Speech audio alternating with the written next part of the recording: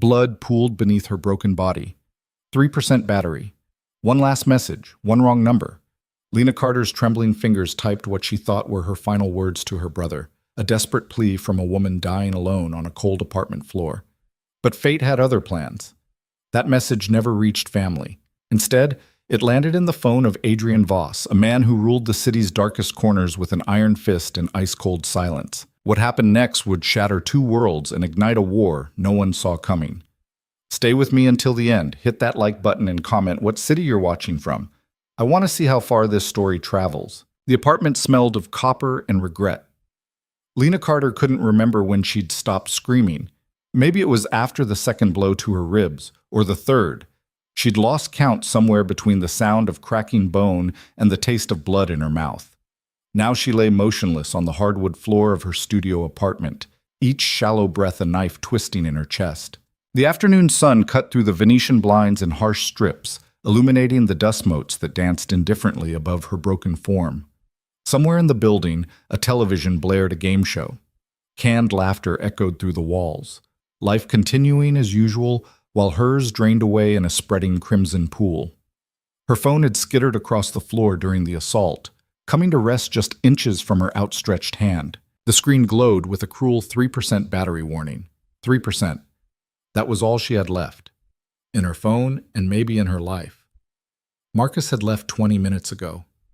Or was it an hour? Time felt liquid, slipping away like the strength in her limbs. He'd stood over her for a long moment after that final kick, his designer shoes, the ones she'd bought him for his birthday, planted on either side of her head. She'd seen her reflection in the polished leather, distorted and pathetic. "You brought this on yourself," he'd said, his voice calm, almost gentle. That was the worst part, the gentleness. "If you just listened, Lena. If you'd just done what I asked."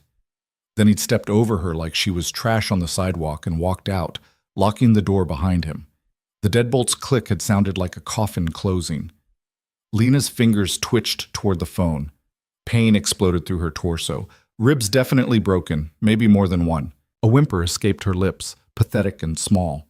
She'd promised herself she wouldn't cry anymore, but tears came anyway, hot and useless, carving tracks through the blood on her face. Her vision swam as she stretched her arm, every centimeter an agony that made her see stars. The phone remained just out of reach, its screen taunting her with that 3%. 2% now. Come on, she thought desperately. Come on, Lena. Move. Her brother's face flashed in her mind. Ethan, with his easy smile and protective instincts that had driven her crazy her whole life. He'd warned her about Marcus from the beginning, seen something she'd been too stupid, too in love, too desperate to believe someone could actually want her to notice. "There's something off about him, Lee," Ethan had said over coffee 6 months ago, his cop instincts making him frown into his cup. "The way he isolates you from your friends, how he always needs to know where you are. That's not love, that's control." She'd defended Marcus, made excuses. Eventually stopped answering Ethan's calls altogether because it was easier than hearing the truth she didn't want to face. Now, as darkness crept in at the edges of her vision, she would have given anything to hear her brother's voice one more time. With a surge of desperate strength, Lena lunged for the phone. Her broken body screamed in protest, a sound that came out as a strangled gasp. Her fingers closed around the device just as her strength gave out completely. She collapsed onto her back, phone clutched to her chest, breathing in ragged, insufficient gasps. 1% battery. Her hand shook violently as she unlocked the screen. The simple motion required concentration she barely possessed. The keyboard swam before her eyes, letters blurring and doubling. She blinked hard, trying to focus. Had to focus. Had to reach Ethan. She knew his number by heart, had known it since they were kids, since their mother made them memorize each other's contacts in case of emergency. This qualified. This definitely qualified as an emergency. Her thumb moved across the screen, muscle memory guiding her through the haze of pain and approaching unconsciousness. 5550127. No, wait. Was it 127 or 217? The numbers swam. Her head felt full of cotton and broken glass. 127. Definitely 127. She was sure. Almost sure. 5550127. She stared at the number, trying to make her brain work through the fog. It looked right, had to be right, no time to second guess. The battery icon flashed its final warning. Her fingers moved to the message field. What could she say? How could she compress the last 2 years of mistakes, of missed warnings, of slow-building horror into a text message? How could she explain that she'd finally seen the truth too late? The words came in fragments, barely coherent. Ethan, help me, please. Marcus, he hurt me bad. Can't breathe, ribs broken, I think. I'm scared, am dying. Apartment 4B2847, Morrison Street. Please come, please, I'm sorry for everything, I love you. Her thumb hovered over the send button. The screen dimmed, battery saving mode activating. Now or never. She pressed send. The message disappeared into the digital void just as the phone died in her hand, screen going black with a finality that felt prophetic. Lena let the useless device fall from her fingers. It clattered against the floor, the sound impossibly loud in the quiet apartment. She'd done it. Reached out. Help was coming. Ethan would get the message. He'd drop everything and come. That's what he did. He saved people. It was literally his job. He'd bust down the door if he had to, scoop her up in those strong arms, tell her it was going to be okay, in that certain way he had that made you actually believe it. She just had to hold on, just a little longer. The ceiling above her had a water stain shaped like a butterfly. Lena focused on it, using it as an anchor to consciousness. She'd noticed it the day she moved in, had meant to complain to the landlord. Never got around to it. Now it seemed important to memorize every detail. The way the edges feathered out, the darker center that almost looked three-dimensional. Funny how the brain worked when you were dying, cataloging butterflies while your life bled out onto discount hardwood. Time became meaningless. Seconds or minutes or hours passed. The strip of sunlight moved incrementally across the floor. The game show ended. Another began. Somewhere a dog barked, a door slammed. The building settled into evening routines, keys jingling in locks, the smell of someone's dinner wafting through the vents, footsteps overhead. Normal sounds. A normal day ending normally for everyone but her. Lena's breathing grew shallower. Each inhalation felt like swallowing ground glass. The pain had evolved beyond acute agony into something almost transcendent, a white noise that filled every cell of her body. Where are you, Ethan? Maybe he was already on his way. Maybe he'd gotten stuck in traffic. The precinct was across town, 20 minutes on a good day, 45 in rush hour. It was... What time was it? Late afternoon, early evening? The light suggested dusk approaching. Hurry, she thought. Please hurry. Her eyelids grew heavy. So heavy. Maybe if she closed them for just a moment. No, stay awake. Stay conscious. Help was coming. But the darkness was persuasive, pulling at her with gentle insistence. It would be so easy to let go, to stop fighting, to sink into that welcoming blackness where nothing hurt and nothing mattered. The butterfly on the ceiling began to move, wings slowly opening and closing. Lena watched it, mesmerized. Beautiful. Everything was becoming beautiful and distant and soft around the edges. She barely heard the footsteps in the hallway. Heavy, purposeful, moving fast. They stopped outside her door. Ethan. Relief flooded through her. He'd come. Of course he'd come. Big brother to the rescue, just like always. The doorknob rattled, locked.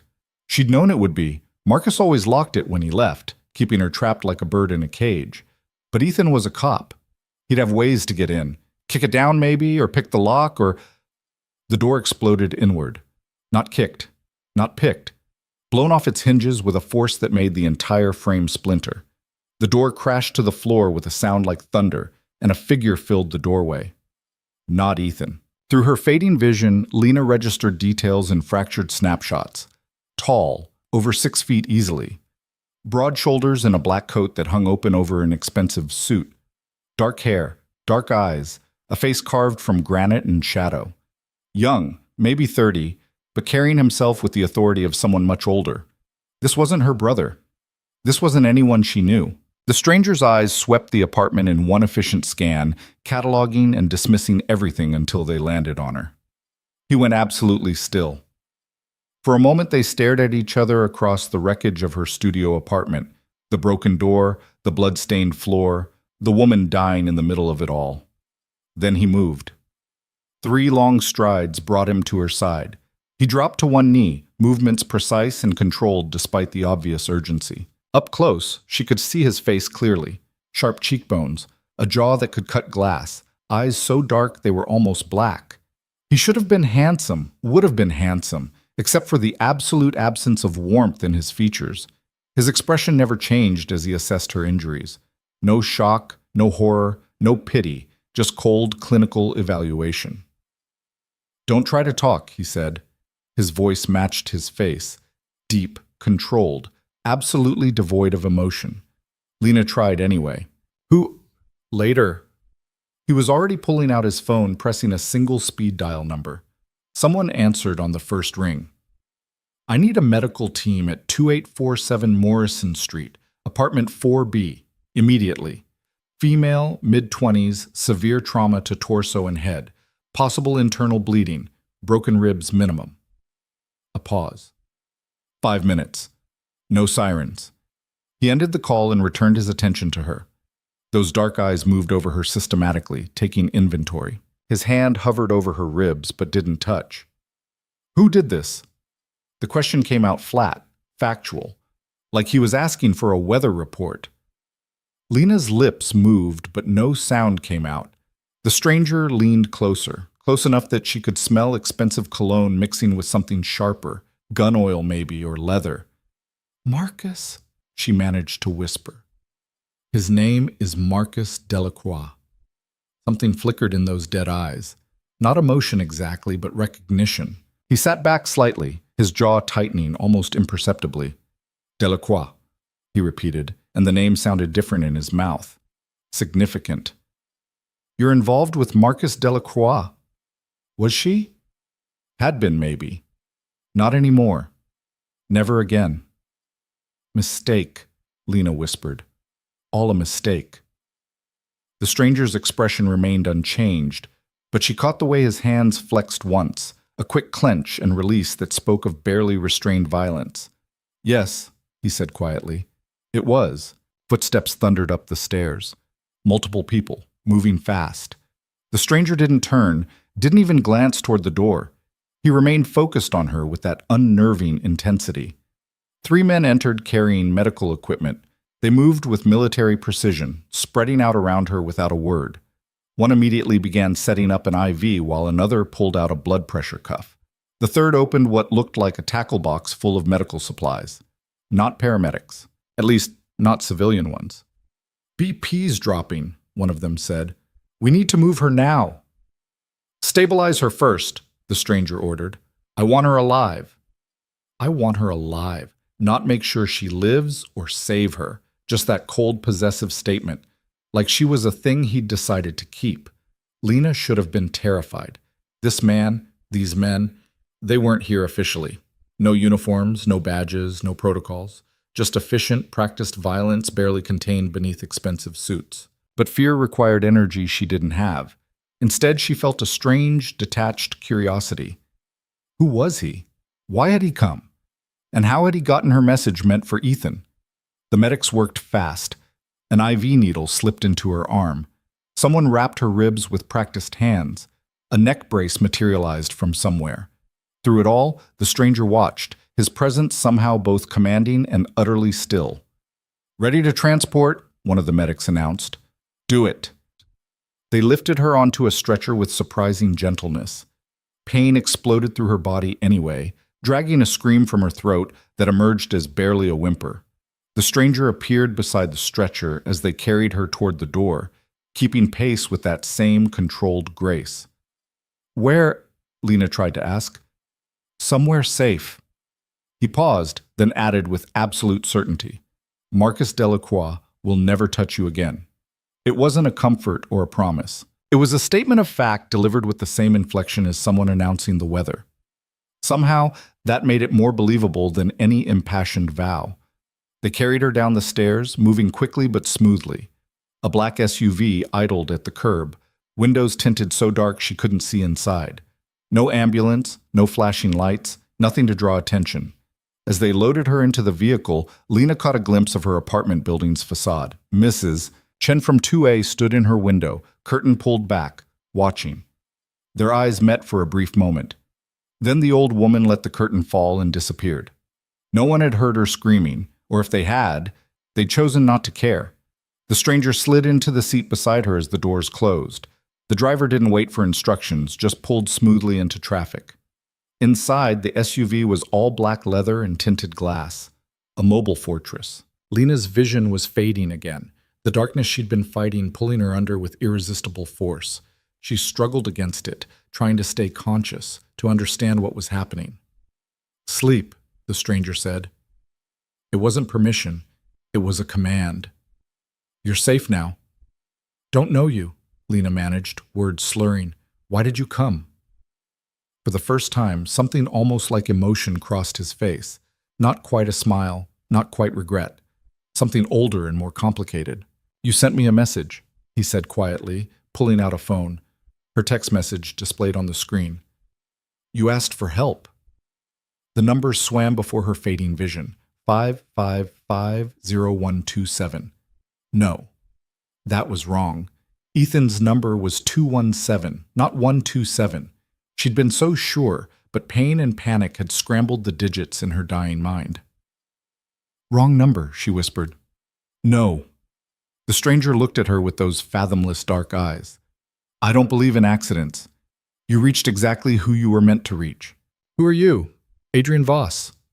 The name meant nothing to her, but the way he said it suggested it should, like announcing he was death or destiny or some other fundamental force. "Why?" she asked, consciousness slipping away fast now. "Why save me?" Adrian Voss was quiet for a long moment. The city streamed past outside the tinted windows, lights and life and a world that had kept spinning while she'd bled out on her floor. "Because," he finally said, so quietly she almost didn't hear, "someone once sent me a message too. And no one came." Lena wanted to ask more, to understand, but the darkness finally won. Her eyes closed and she sank into unconsciousness to the rhythm of the SUV's engine and the strange comfort of a killer's protection. She didn't see Adrian's hand flex again, that same barely controlled violence. Didn't see him pull out his phone and type a single text to a number labeled "Only Cleanup, Marcus Delacroix. I want everything." The response came within seconds. "How deep?" Adrian looked at the unconscious woman on the stretcher, broken and bleeding because she'd loved the wrong man, because she'd been convenient and controllable and alone. "All the way down," he typed back. "I want to know every breath he's taken for the last 5 years." He put the phone away and settled back in his seat, eyes fixed on nothing. Marcus Delacroix. The name rattled around in his memory, pulling up fragments. Delacroix Industries. A mid-level operation running on the edges of several larger territories. Arms dealing, money laundering, the usual portfolio. Not significant enough to be a threat, but connected enough to be useful. And now, apparently, connected to something that had made Adrian Voss break his own rules. He didn't save people, didn't play hero. That wasn't who he was or what he did. Adrian Voss was a ghost in expensive suits, the name whispered in back rooms and boardrooms when other names were too dangerous to speak. He was violence and power, and absolute control wrapped in civility so thin it was almost transparent. He didn't save dying women from locked apartments, except he just had. The message had come through during a meeting, a simple text from an unknown number appearing on his private cell that only a handful of people possessed. He should have deleted it unread, should have blocked the number and moved on with his evening. But something had stopped him. Some instinct that had kept him alive in a world where hesitation meant death told him to read it. "Ethan, help me, please, Marcus. He hurt me bad. Can't breathe, ribs broken, I think. I'm scared I'm dying. Apartment 4B2847, Morrison Street. Please come. Please, I'm sorry for everything. I love you." 7 messages from a stranger calling him by a name that wasn't his. A wrong number, a mistake. Except in Adrian's experience, there were no accidents. Not really, just patterns playing out. Dominoes falling in sequences too complex for most people to see. He'd looked at those messages and seen something that made him end his meeting abruptly, make 3 phone calls, and crossed the city at speeds that broke every traffic law. He'd seen a woman dying alone because she'd loved a man who saw her as property. He'd seen his mother. Adrian forced that thought away, burying it deep where it belonged. The past was dead. It had been dead for 15 years. This wasn't about her. This was about… what? Justice? Hardly. He wasn't in the justice business. Revenge, then? Not his revenge. Lena Carter was nothing to him. Principle? That word almost made him smile. Men like him didn't have principles. They had interests and assets and objectives. That was all. But as he watched Lena's chest rise and fall in shallow, painful breaths, Adrian acknowledged the truth he'd been avoiding. Sometimes, very rarely, men like him had weaknesses too. And his, apparently, was women who begged for help from brothers who weren't there. The SUV pulled into an underground garage descending 3 levels below street access. Security cameras tracked their progress, but the feeds would already be looped. By morning, there would be no record of this vehicle or its occupants ever being here. They'd arrived at one of Adrian's safe houses, a penthouse apartment in a building he owned through so many shell companies, even he sometimes forgot the chain of ownership. Sterile, secure, and utterly off the grid. The medical team moved Lena onto a proper bed in what had been designated as a medical room. Equipment hummed to life. Monitors, IV pumps, machines whose purposes Adrian didn't pretend to understand. He left them to their work, retreating to the main living area. Floor-to-ceiling windows offered a panoramic view of the city. From this height, it looked almost beautiful. The lights and life and desperate energy of 8 million people all fighting to survive another day. From up here, you couldn't see the blood and betrayal that made it all function. Adrian poured himself 2 fingers of whiskey and stood at the window, watching his city pulse and breathe. Somewhere out there, Marcus Delacroix was going about his evening, probably congratulating himself on putting his girlfriend in her place. His phone buzzed. The cleanup crew's preliminary report. Marcus Delacroix, age 28. Son of Richard Delacroix, CFO of Delacroix Industries. Junior executive in family business. No criminal record. Reputation as ambitious, aggressive, and politically connected. Known association with several syndicate-adjacent operations, but no confirmed involvement. Subject currently at the Meridian Club with associates. Drinking. Celebrating something. Celebrating. Of course he was. Adrian's grip on the whiskey glass tightened until his knuckles went white. He recognized the rage building in his chest. Cold, focused, the kind of anger that didn't burn hot but rather froze everything in its path. He should walk away. Should cut his losses, dump Lena at a hospital with an anonymous tip, and forget this ever happened.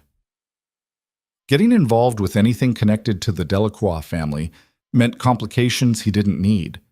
But he could still see her eyes, wide and green and full of pain as she'd whispered, "Wrong number," like it was an apology. Could still hear the desperate love in those messages meant for a brother who hadn't come. "I love you." 3 words that had made Adrian Voss break every rule he'd lived by for 15 years. Another text arrived, this one from his second-in-command, Victor. "Heard you canceled the Kozlov meeting. Everything okay?" Adrian considered lying, then decided against it. Victor had been with him too long to be easily fooled. Change of plans. May have a situation developing. What kind of situation? Adrian looked toward the medical room where doctors worked to save a woman he'd known for less than an hour. The complicated kind. Need backup? Stand by. I'll know more soon. He pocketed the phone and returned to his vigil at the window. The city continued its indifferent dance below. In a few hours, the clubs would close and the streets would empty, and everything would reset for another day of controlled chaos. But something had shifted tonight. Adrian felt it the way prey animals feel earthquakes before they hit. A fundamental wrongness in the usual patterns. By saving Lena Carter, he'd set something in motion. Something that couldn't be undone. Behind him, he heard movement. One of the doctors emerged from the medical room, stripping off latex gloves. "Status?" Adrian asked without turning. "Stable, for now. 3 broken ribs, severe bruising to the torso and face, minor internal bleeding that we've managed to control. No skull fracture, which is something of a miracle given the trauma. She's sedated. We'll know more in the next 12 hours. Will she live? Yes. though she'll need extended care and physical therapy. The ribs alone will take 6 to 8 weeks to fully heal. Adrian nodded once. Keep her sedated for now. I don't want her waking up confused or in pain. Understood. The doctor hesitated. Sir, given the nature of her injuries, there's going to be questions. The police won't be an issue, Adrian interrupted. Focus on keeping her alive. I'll handle everything else. The doctor knew better than to argue. He nodded and returned to the medical room, leaving Adrian alone with his city and his choices. The whiskey burned going down. Adrian finished it in one swallow and poured another, then pulled out his phone and opened a secure messaging app. I need a file on Richard Delacroix and Delacroix Industries. Everything. Financial, operational, personal. 7-year look-back minimum. The response was immediate. That's going to raise flags. The Delacroix family has connections to the Volkov organization. Adrian smiled without humor. The Volkov organization. One of 3 major syndicates controlling the city's underworld, ruthless, efficient, and perpetually at war with the other 2, including Adrian's own operation. I'm aware, he typed back. Do it anyway, quietly. This is about the woman? Word traveled fast in his organization. Good. Yes. Is she worth it? Adrian looked toward the medical room again. Was she worth it? Worth potentially igniting a war between organizations? Worth exposing himself to scrutiny he'd spent years avoiding? He thought of her broken body on that floor, the desperate hope in her eyes when she'd first seen him, the way she'd whispered wrong number, like she was apologizing for accidentally asking to be saved. Find out, he typed, and put the phone away. The night stretched ahead, full of possibilities and dangers. Somewhere in the city, Marcus Delacroix was drinking and laughing, secure in the belief that he'd successfully put an uppity woman in her place. Somewhere else, Richard Delacroix was conducting business, unaware that his son had just become a liability. And here, 40 stories above the streets, a man who'd spent 15 years becoming something barely human stood guard over a stranger he'd chosen to save. Adrian didn't believe in accidents or fate or divine intervention. He believed in power and leverage and the cold mathematics of survival. But he also believed that sometimes, very rarely, the universe offered you a chance to be someone different, someone better, someone who saved instead of destroyed. He'd taken that chance tonight. Now he'd see what it cost him. Comment what city you're watching from. I want to see how far Lena and Adrian's story travels across the world. Dawn broke over the city in shades of gray and gold, but 40 stories up, the penthouse remained dark. Adrian hadn't slept. He'd stood at those floor-to-ceiling windows all night, watching the city cycle through its rhythms while his mind worked through scenarios and contingencies. The whiskey bottle sat empty on the marble countertop. Behind him, the medical room door opened with a soft click. Doctor. Sarah Chen emerged, still in her scrubs, dark circles under her eyes testimony to her own sleepless night. She'd been Adrian's personal physician for 3 years now, long enough to know when to speak and when silence was safer. She's awake, Sarah said quietly. Adrian turned from the window. Conscious or coherent? Both, asking questions. Sarah paused, choosing her words carefully. She wants to know where she is, who you are, why she's here. What did you tell her? That she's safe, that she nearly died, that someone brought her here to recover. Sarah met his eyes. She's scared, Adrian. Not of you specifically, but of everything. She doesn't understand what's happening. Adrian checked his watch. 6:15 in the morning. Marcus Delacroix had left the Meridian Club at 2:30, drunk and accompanied by 2 associates to a private penthouse in the Diamond District. He was probably still asleep, blissfully unaware that his world was about to collapse. I'll talk to her, Adrian said. Sarah didn't move. She's fragile, physically and emotionally. Whatever you're planning isn't your concern. Adrian's voice remained flat, but Sarah had worked for him long enough to recognize the warning beneath the calm. She nodded once and stepped aside. The medical room had been designed to look less clinical than it was. Soft lighting, comfortable furniture, walls painted in soothing neutrals instead of institutional white. But the equipment clustered around the bed told the real story. Monitors tracking vitals, IV stands, oxygen ready if needed. Lena sat propped against pillows, her face a roadmap of bruises in various stages of healing. Someone had cleaned the blood away and dressed her in soft cotton pajamas. Her left eye was swollen nearly shut, her lips split and puffy. The bruising around her throat formed a pattern Adrian recognized instantly. Fingerprints, where Marcus had squeezed hard enough to leave impressions. She tracked him with her good eye as he entered, her body tensing despite the obvious pain the movement caused. "You're Adrian Voss," she said. Her voice came out rough, damaged. "The doctor told me your name." "I am." He took a seat at the chair positioned near the bed, maintaining a non-threatening distance. "How are you feeling?" A laugh escaped her, bitter and broken. "Like I got hit by a truck. Which is basically what happened, except the truck was my boyfriend and he used his fists instead of a bumper." "Ex-boyfriend," Adrian corrected, "unless you're planning to go back to him." Lena's expression shuddered. "I'm not. I can't. She trailed off, looking away. "I don't even know where to start." "Start with what you remember." She was quiet for a long moment, fingers twisting in the blanket covering her lap. When she spoke again, her voice was barely above a whisper. "I remember being on the floor, bleeding, thinking I was going to die alone in that apartment." Her good eye found his again. "I texted my brother, at least I thought I texted my brother, but you came instead. You transposed two numbers, 127 instead of 217, a wrong number that saved my life." She shook her head slightly, wincing at the pain it caused. "The doctor said you kicked down my door, that you brought your own medical team, that you've been keeping me safe." Her voice took on an edge. "Why?" It was the question Adrian had been asking himself all night. He had answers, tactical ones, strategic ones, even philosophical ones if he cared to get abstract about it. But sitting here facing this woman who'd survived something she shouldn't have, none of them felt adequate. "Because someone needed to," he said finally. "That's not an answer. It's the only one I have right now." Lena studied him with that one clear eye, and Adrian had the uncomfortable sensation of being seen in a way he usually avoided.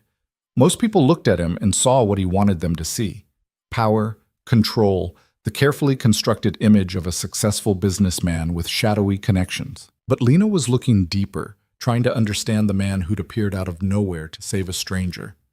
"You're not a cop," she said, "or a paramedic, or any kind of official rescue person. The doctor called you sir like you're her boss, and she's terrified of you even though she tries to hide it." Lena paused. "So who are you, really? What do you do?" Adrian considered lying. It would be easy. Tell her he was a businessman. Maybe throw in some vague nonsense about private security consulting. She'd accept it because she wanted to believe her rescuer was one of the good guys. But something about the directness of her question, the way she refused to look away despite her fear, made him choose truth instead. "I run an organization that operates outside legal boundaries," he said. "We control territory, manage assets, and eliminate threats. Most people would call it organized crime. I prefer to think of it as alternative governance." He waited for her reaction, the shock, the horror, the inevitable retreat into fear. Instead, Lena just nodded slowly. "So you're a criminal?" "By most definitions, yes." "And Marcus?" Her voice hardened on the name. "What is he?" "Connected to one." Adrian pulled out his phone and brought up the file his people had compiled overnight. Marcus Delacroix is the youngest son of Richard Delacroix, CFO of Delacroix Industries. On paper, they're a legitimate shipping and logistics company. In reality, they launder money for the Volkov organization, one of 3 major syndicates controlling this city. Lena's face had gone pale beneath the bruising. "I didn't know. I swear I didn't know anything about that." "I believe you. Marcus kept you isolated for a reason. Easier to control someone who doesn't have the full picture." "How long have you known about him?" "I became aware of Marcus Delacroix approximately 8 hours ago, when you sent me a text message containing his name." Adrian scrolled through the file. "My people have been investigating since. What they've found is concerning." "Concerning how?" Adrian debated how much to tell her. Too much information and she'd panic. Too little and she'd be vulnerable. He settled on the essential truth. "Marcus has been using you, Lena. Not just physically and emotionally, but legally. Your name appears on documents establishing shell corporations, bank accounts in the Cayman Islands, property deeds for commercial real estate. You've been signing things, haven't you?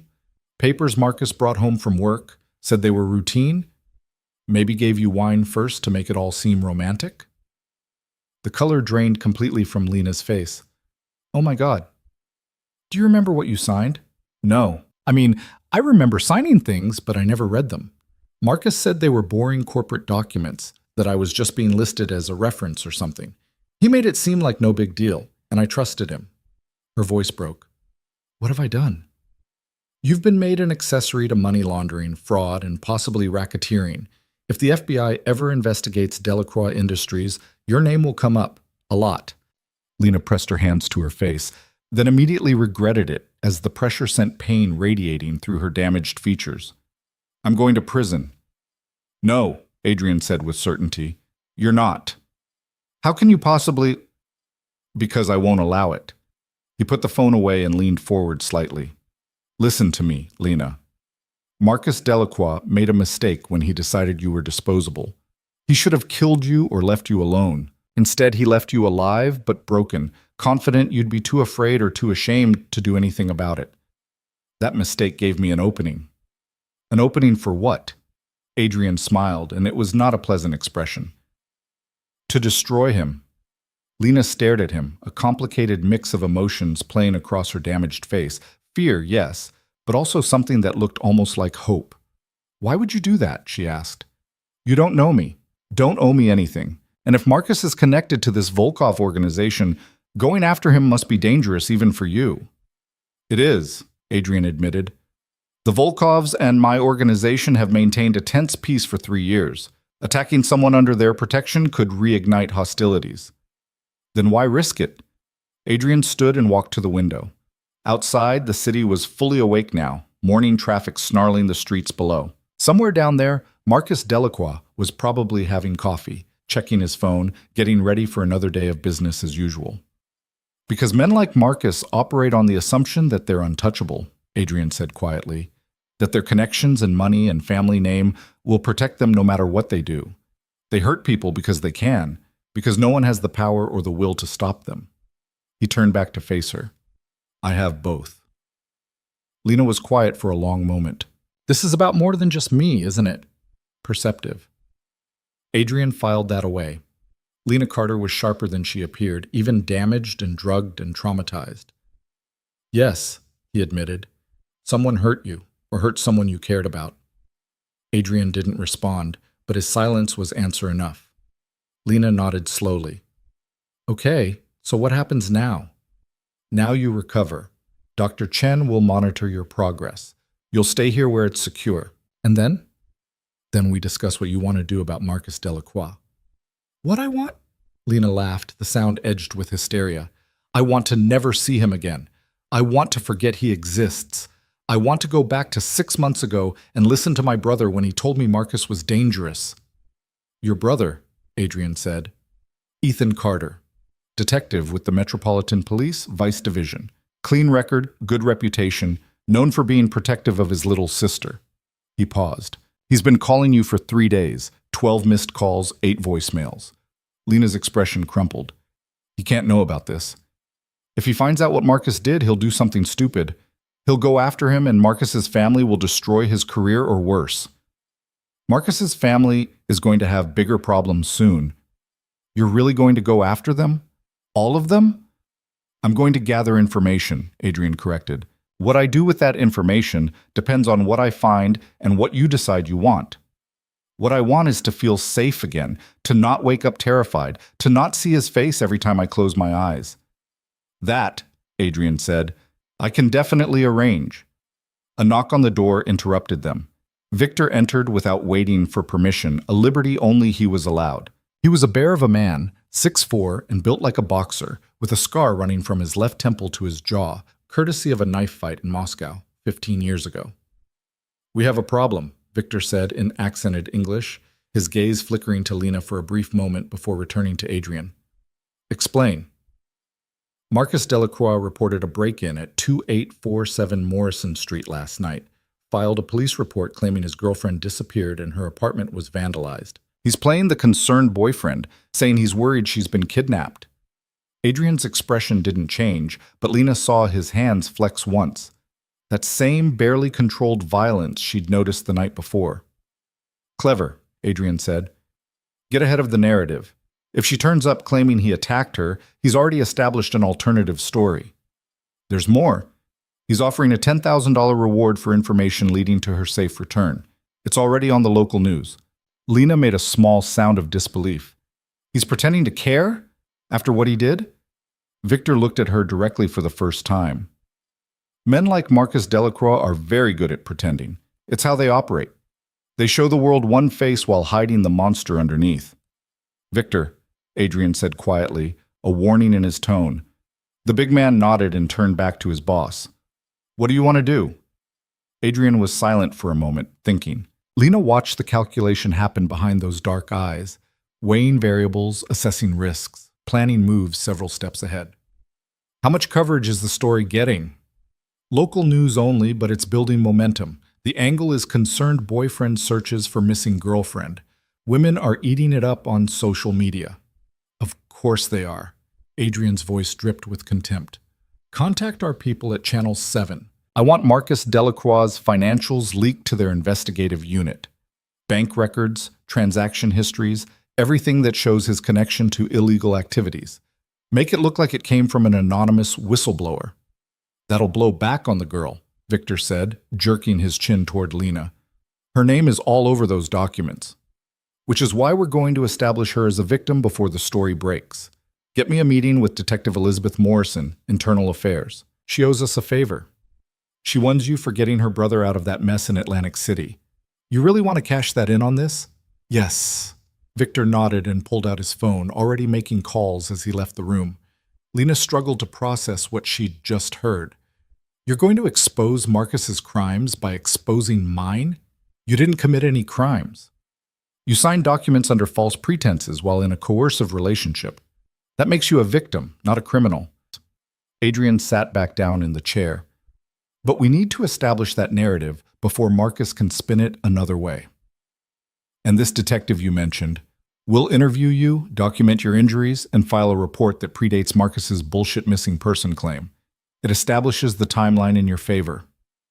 But what if she arrests me? What if she won't? Detective Morrison is very good at her job, and part of that job is recognizing when the system is being manipulated. She'll see exactly what Marcus is doing. Lena wanted to believe him, wanted to trust that this man who'd appeared out of nowhere had everything under control. But trust had nearly gotten her killed, and she wasn't sure she had any left to give. What if it doesn't work? She asked quietly. What if Marcus convinces everyone I'm the criminal and he's the victim? Adrian's expression went cold. Then I'll stop playing by society's rules and start playing by mine. Marcus Delacroix will disappear and no one will ever find him. The casual way he said it, like he was discussing the weather, made Lena's blood run cold. This was the reality of who Adrian Voss was. Not a hero, not a savior, just a different kind of monster who happened to be pointing his violence in a direction she agreed with. You've done that before, she said. It wasn't a question. Yes. How many times? Does it matter? Lena thought about that. Did it matter? Adrian had saved her life, was actively working to protect her future. Did his past sins outweigh his present actions? I don't know, she admitted. Everything is so complicated now. It always was. You just didn't see it. Adrian stood. Get some rest. Detective Morrison will be here this afternoon. Dr. Chen will help you prepare. Document your injuries. Go over your statement. Be honest about everything Marcus did. Don't downplay it to protect him or yourself. I won't. Good. He started toward the door, then paused. Lena, I need to know something. When this is over, when Marcus is no longer a threat and the legal issues are resolved, what do you want? What do you mean? Do you want to go back to your old life? Your apartment? Your job? Your routine? Or do you want something different? Lena looked down at her hands, at the IV still taped to her arm, at the bruises that would fade but never really disappear. I don't know if I can go back, she said quietly. That person who trusted Marcus, who believed his lies, who ignored every warning sign. I don't want to be her anymore. Then don't be. Adrian's voice was firm. You get to choose who you become next. That's the gift of surviving something that should have killed you. You get to rebuild from scratch. He left her alone with that thought. The morning passed in a blur of medical checks, medications, and quiet conversations with Dr. Chen. The physician was kind but professional, documenting every bruise, every broken bone, every mark Marcus had left on Lena's body. The process was humiliating and painful, but Lena endured it because Adrian was right. She needed proof. Detective Elizabeth Morrison arrived at 2 o'clock sharp. She was younger than Lena expected, maybe mid-30s, with sharp eyes and a no-nonsense demeanor that reminded her of Ethan.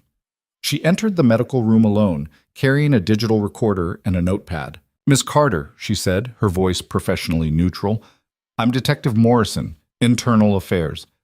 I understand you have information regarding criminal activities within the Metropolitan Police Department's jurisdiction."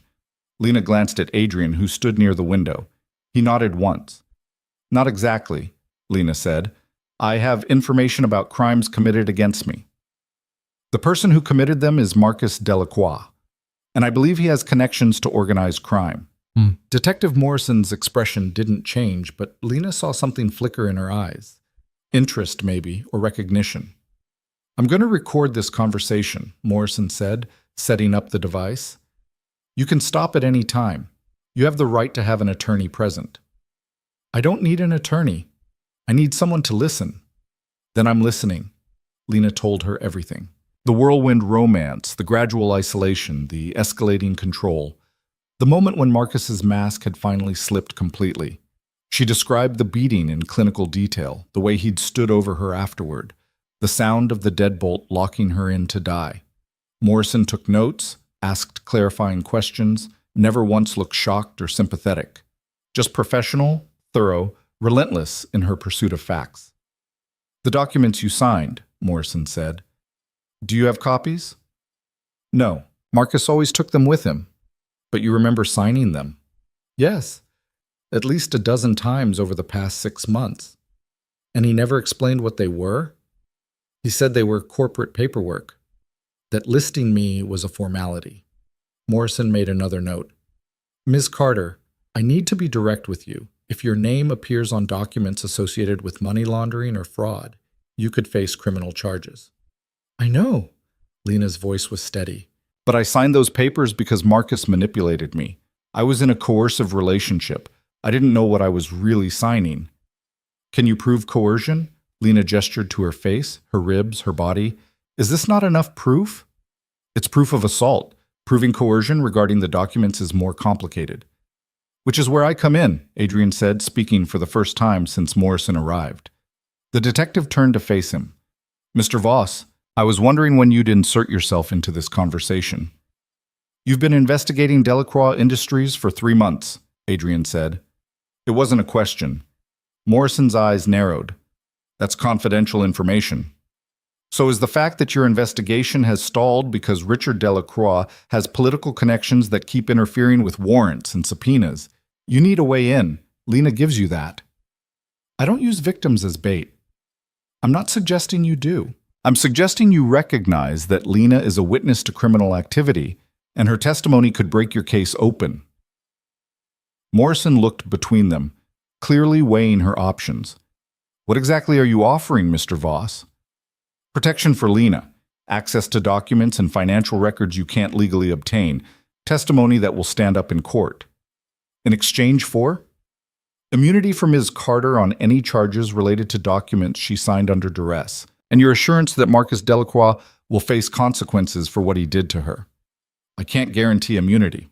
That's up to the DA's office." "But you can recommend it, and given your relationship with Assistant DA Chen, I imagine your recommendations carry significant weight." Morrison's jaw tightened. "You seem to know a lot about my professional relationships. I make it my business to know things. And I make it my business to put criminals in prison, Mr. Voss, including ones who operate in gray areas and call themselves businessmen." Adrian smiled. "Then we have a common goal. For today, at least." The detective stood, gathering her recorder and notepad. "Miss Carter, I'm going to need you to come to the station within the next 48 hours to make an official statement. Can you do that?" Lena nodded. "Yes." "Good. In the meantime, stay somewhere safe. If Marcus Delacroix contacts you, do not respond. Document everything but do not engage. He won't be able to contact her, Adrian said. She's under my protection. Morrison gave him a long look. Protective custody with a known criminal. That's a new one. Better than protective custody in a system Marcus's family can manipulate. Morrison didn't argue. She handed Lena a business card. My direct line. Call me if you remember anything else or if the situation changes. After she left, Lena slumped back against the pillows, exhausted. That was intense. You did well, Adrian said. She doesn't trust you. No one trusts me. It's safer that way. Do you trust her? Adrian considered the question. I trust that Detective Morrison wants to take down corrupt operations within her department. Whether that trust extends beyond mutual interest remains to be seen. Lena closed her eyes, suddenly overwhelmed. This is really happening. I'm really doing this. You can still walk away, Adrian said quietly. I can arrange for you to disappear. New identity, new city, enough money to start over. Marcus would never find you. And he'd never face consequences. No, he wouldn't. Lena opened her eyes and looked at Adrian. Would you still go after him, even if I left?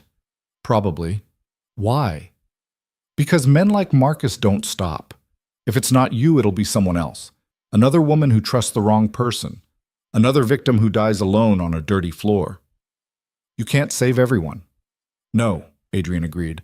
But I can save some, and that has to be enough. Lena understood then. This wasn't really about her. It was about all the people Adrian hadn't been able to save. All the times he'd arrived too late or not at all. She was a chance at redemption he probably didn't even realize he was seeking. I'm not walking away, she said firmly. Marcus needs to answer for what he did. Not just to me, but to everyone he's hurt. Adrian nodded. Then we move forward. What happens next? Next, we wait for Marcus to make his next move. He's playing the concerned boyfriend now, but eventually he'll slip. They always do. And when he does, we'll be ready. But neither of them knew that across town, in a penthouse office overlooking the financial district, Richard Delacroix was receiving a very disturbing phone call. A call that would change everything. Your son has become a liability, the voice on the other end said, cold, Russian accented. Absolutely certain. Marcus is young, Richard said carefully. Impulsive sometimes, but he's learning. He's sloppy. The situation with the girl, it draws attention. Attention we cannot afford. I'll handle it. I'll handle him. See that you do, or we will handle it for you. The line went dead. Richard Delacroix sat in his leather chair, looking out at the city he'd spent 30 years learning to control. His youngest son had always been the difficult one. Brilliant but reckless, ambitious but undisciplined. And now, apparently, stupid enough to leave a witness alive. Richard picked up his phone and dialed. His head of security answered on the first ring. Find the girl, Richard said. Find her before anyone else does. And bring her to me. The call came at 3 a.m, 4 days after Lena had first opened her eyes in Adrian's safe house. She'd been sleeping fitfully, the way she always did now, half awake, hypervigilant, waiting for danger that never came. When her borrowed phone buzzed on the nightstand, she jolted upright despite the pain it sent shooting through her healing ribs. Unknown number. Her thumb hovered over the decline button, then stopped. Unknown didn't mean dangerous, not anymore. Not here. She answered, Hello? Lena. The voice hit her like a physical blow. Thank God. I've been looking everywhere for you. Marcus. Her entire body went rigid. The phone felt suddenly heavy, burning against her palm like a brand. 4 days of safety, of healing, of believing she might actually survive this, shattered in an instant by the sound of his voice. How did you get this number? Her own voice came out steadier than she felt. That doesn't matter. What matters is that you're okay. Baby, I've been so worried. The police said your apartment was vandalized, that you disappeared. I thought... He paused, and she could almost see him running a hand through his hair, playing the concerned boyfriend. I thought something terrible had happened to you. Lena's free hand clenched in the sheets. Something terrible did happen to me, Marcus. You happened to me. Silence on the other end. Then, I don't know what you're talking about. Yes, you do. You beat me. You broke my rib. You left me to die on my apartment floor. Lena, that's... His voice shifted, took on a soothing quality that used to work on her. Baby, I think you might be confused. Have you seen a doctor? Hit your head, maybe? Because what you're describing never happened. The gaslighting was so smooth, so practiced. A month ago, it might have worked. She might have questioned her own memory, wondered if the trauma had twisted the truth. But she'd seen the medical reports, seen the photographs Chen had taken, had 3 broken ribs and a face full of bruises that told a story Marcus couldn't rewrite. I'm not confused, she said, and I'm not coming back. Come back? Marcus laughed, the sound wrong, too sharp, edges showing through the facade. Who said anything about coming back? I just want to make sure you're safe. Where are you? Before Lena could respond, her door opened. Adrian stood in the doorway, fully dressed despite the hour. He'd probably been awake, probably heard her phone ring. His eyes met hers, a silent question in them. She nodded once. Adrian crossed the room in 3 strides, holding out his hand. Lena passed him the phone. Marcus Delacroix, Adrian said, his voice flat and cold. This conversation is over. Who the hell is this? Marcus's smooth persona cracked completely. Put Lena back on. Now. No. Listen, I don't know who you are or what lies she's told you, but Lena is my girlfriend, and she's not well. She needs help. What she needs, Adrian interrupted, is to never hear your voice again. Lose this number. In fact, lose any thought of contacting her at all. Consider this your only warning. Marcus's laugh was harsh, ugly. A warning? Do you have any idea who my family is? Who I'm connected to? The Volkov organization. Yes, I'm aware. The silence that followed was thick with shock. Lena watched Adrian's face, saw nothing there but cold certainty. You're making a mistake, Marcus said finally, his voice low and dangerous. A big one. Lena belongs to me. Whatever you think you're doing, playing hero or white knight or whatever, it ends badly for you. No, Adrian said, it ends badly for you. Because unlike Lena, I'm not afraid of your connections, or your family name, or the organizations you hide behind. Touch her again, contact her again, even think about her again, and I will dismantle everything you've built. Your reputation, your business, your life. All of it. You can't... Adrian ended the call and powered down the phone completely. He handed it back to Lena, his expression unreadable. He'll try again, she said quietly. I know, which is why tomorrow we're moving you. Moving me where? Somewhere even more secure. Marcus knowing this number means someone leaked information. I need to identify the source before we can proceed. Lena pulled her knees to her chest, wincing at the discomfort. He sounded so normal at first, so concerned, like the Marcus I fell in love with. That's the mask, Adrian said, sitting in the chair beside her bed. The person you fell in love with never existed. He was a construct designed to gain your trust and compliance. What you just heard was the real Marcus, the one who sees you as property he's lost control of. I knew that. Intellectually, I knew that. But hearing his voice, she trailed off, fighting tears. I hate that part of me still reacts to him. That's not weakness. That's trauma. It takes time to rewire the patterns abuse creates. Lena looked at him, this man who spoke about trauma like he understood it from experience. How do you know so much about this? Adrian was quiet for a long moment. My mother was in a relationship like yours, except no one saved her. By the time I was old enough to try, it was too late. I'm sorry. Don't be. It was a long time ago. But the way he said it, flat, emotionless, suggested it wasn't long enough. Is that why you saved me? Because of her? Partially. Adrian stood, moving to the window. Dawn was starting to break, painting the sky in shades of pink and gold. But also because I've spent 15 years building an empire on violence and control. Sometimes I wonder if I'm any different from the men I claim to oppose. You are, Lena said firmly. You saved me when you had no reason to. Marcus hurt me because he could. That's the difference. Adrian turned to look at her, something complicated passing across his features. You have more faith in me than I deserve. Maybe. Or maybe you just need someone to see the parts of yourself you try to hide. Before Adrian could respond, Victor appeared in the doorway, his expression grim. "We have a situation," he said. Adrian's demeanor shifted instantly, becoming colder, more focused. "Explain." Delacroix Security has been asking questions, bribing doormen, checking hotel registries, running facial recognition scans on city cameras. They're looking for her. "How aggressive?" "Very.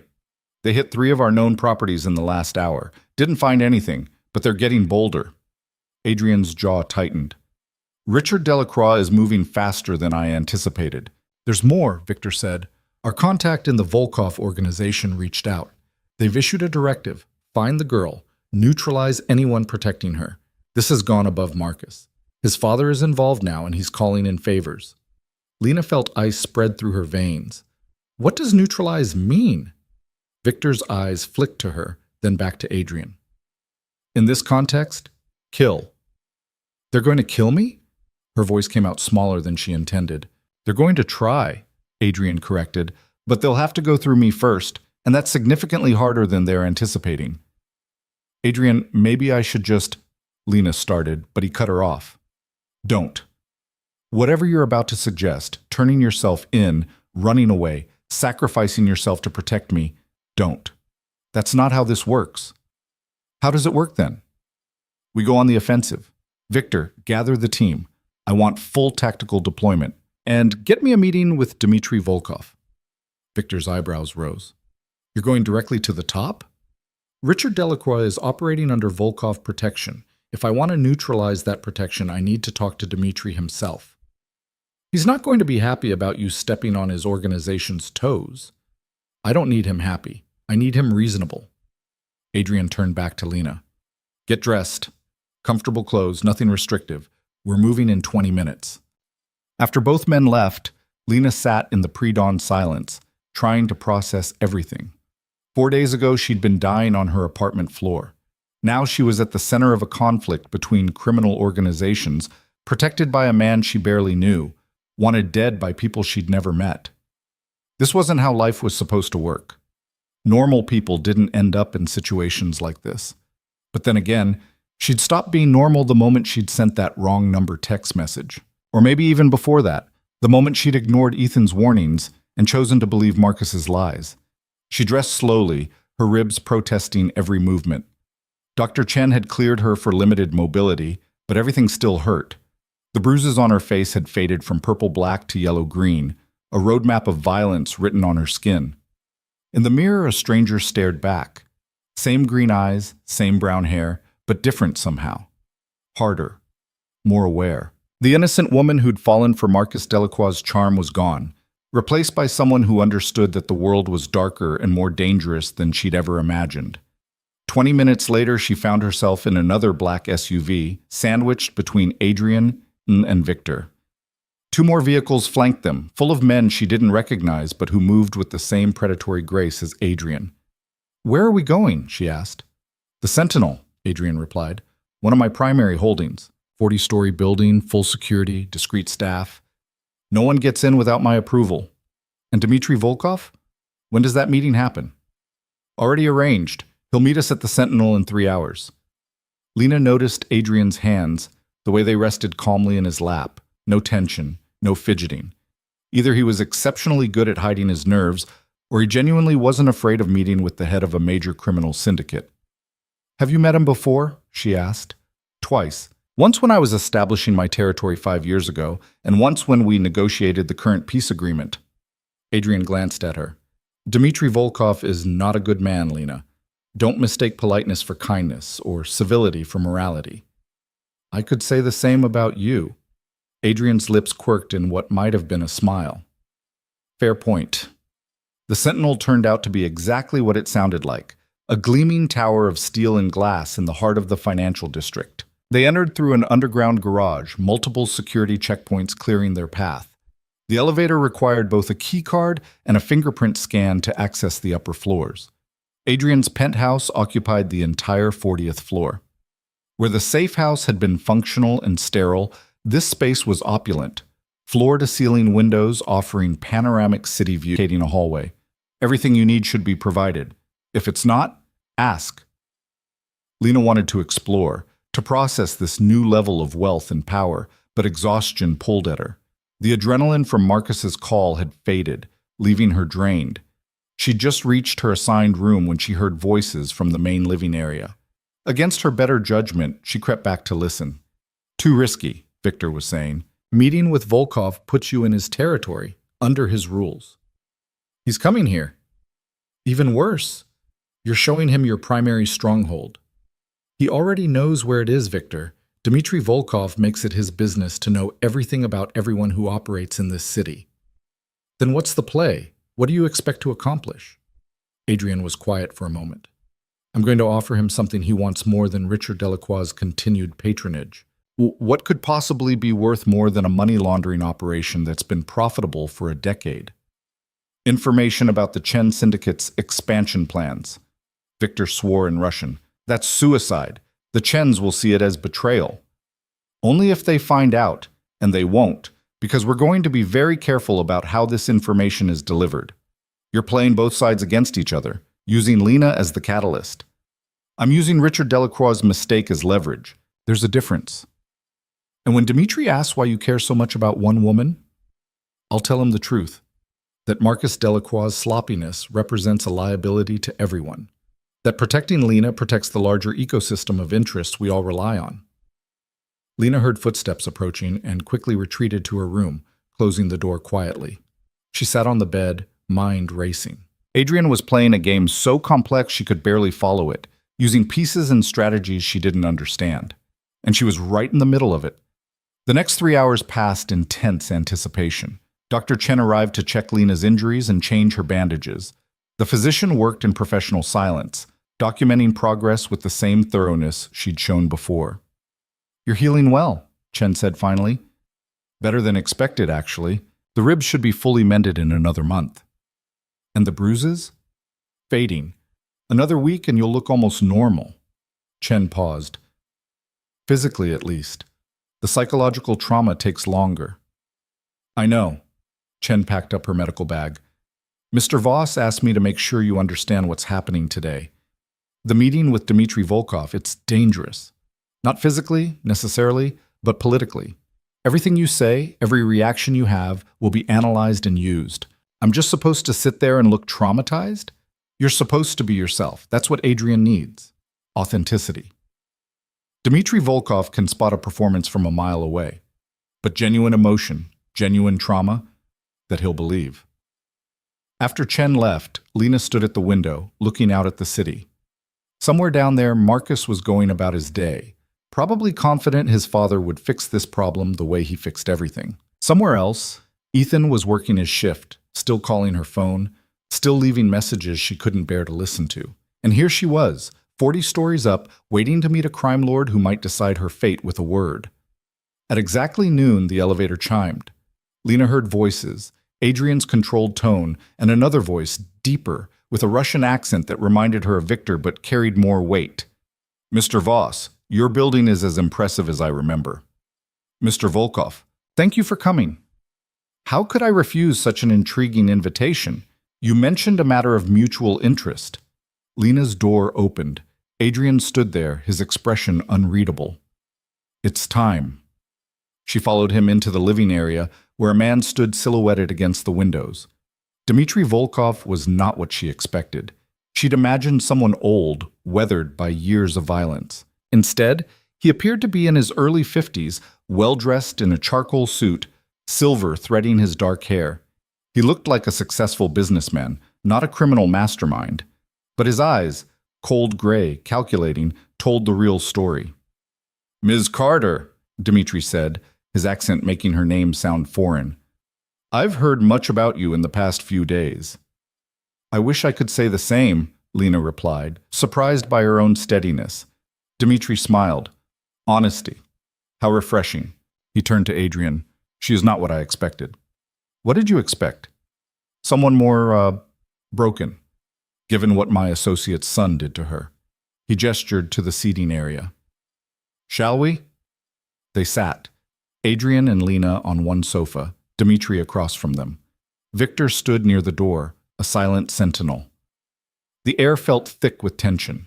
every word weighted with implications Lena could only partially grasp. I assume you know why Marcus Delacroix beat Ms. Carter nearly to death, Adrian said, skipping any pretense of small talk. I know what Richard told me, that the girl was unstable, threatened to expose business secrets, became violent when confronted. All lies, Lena said, anger overriding her fear. Marcus beat me because I questioned him, because I was starting to see through his control. Dmitri studied her with those cold eyes. You signed documents, made yourself complicit in activities you claim not to understand. I signed papers my boyfriend asked me to sign. I trusted him. A mistake.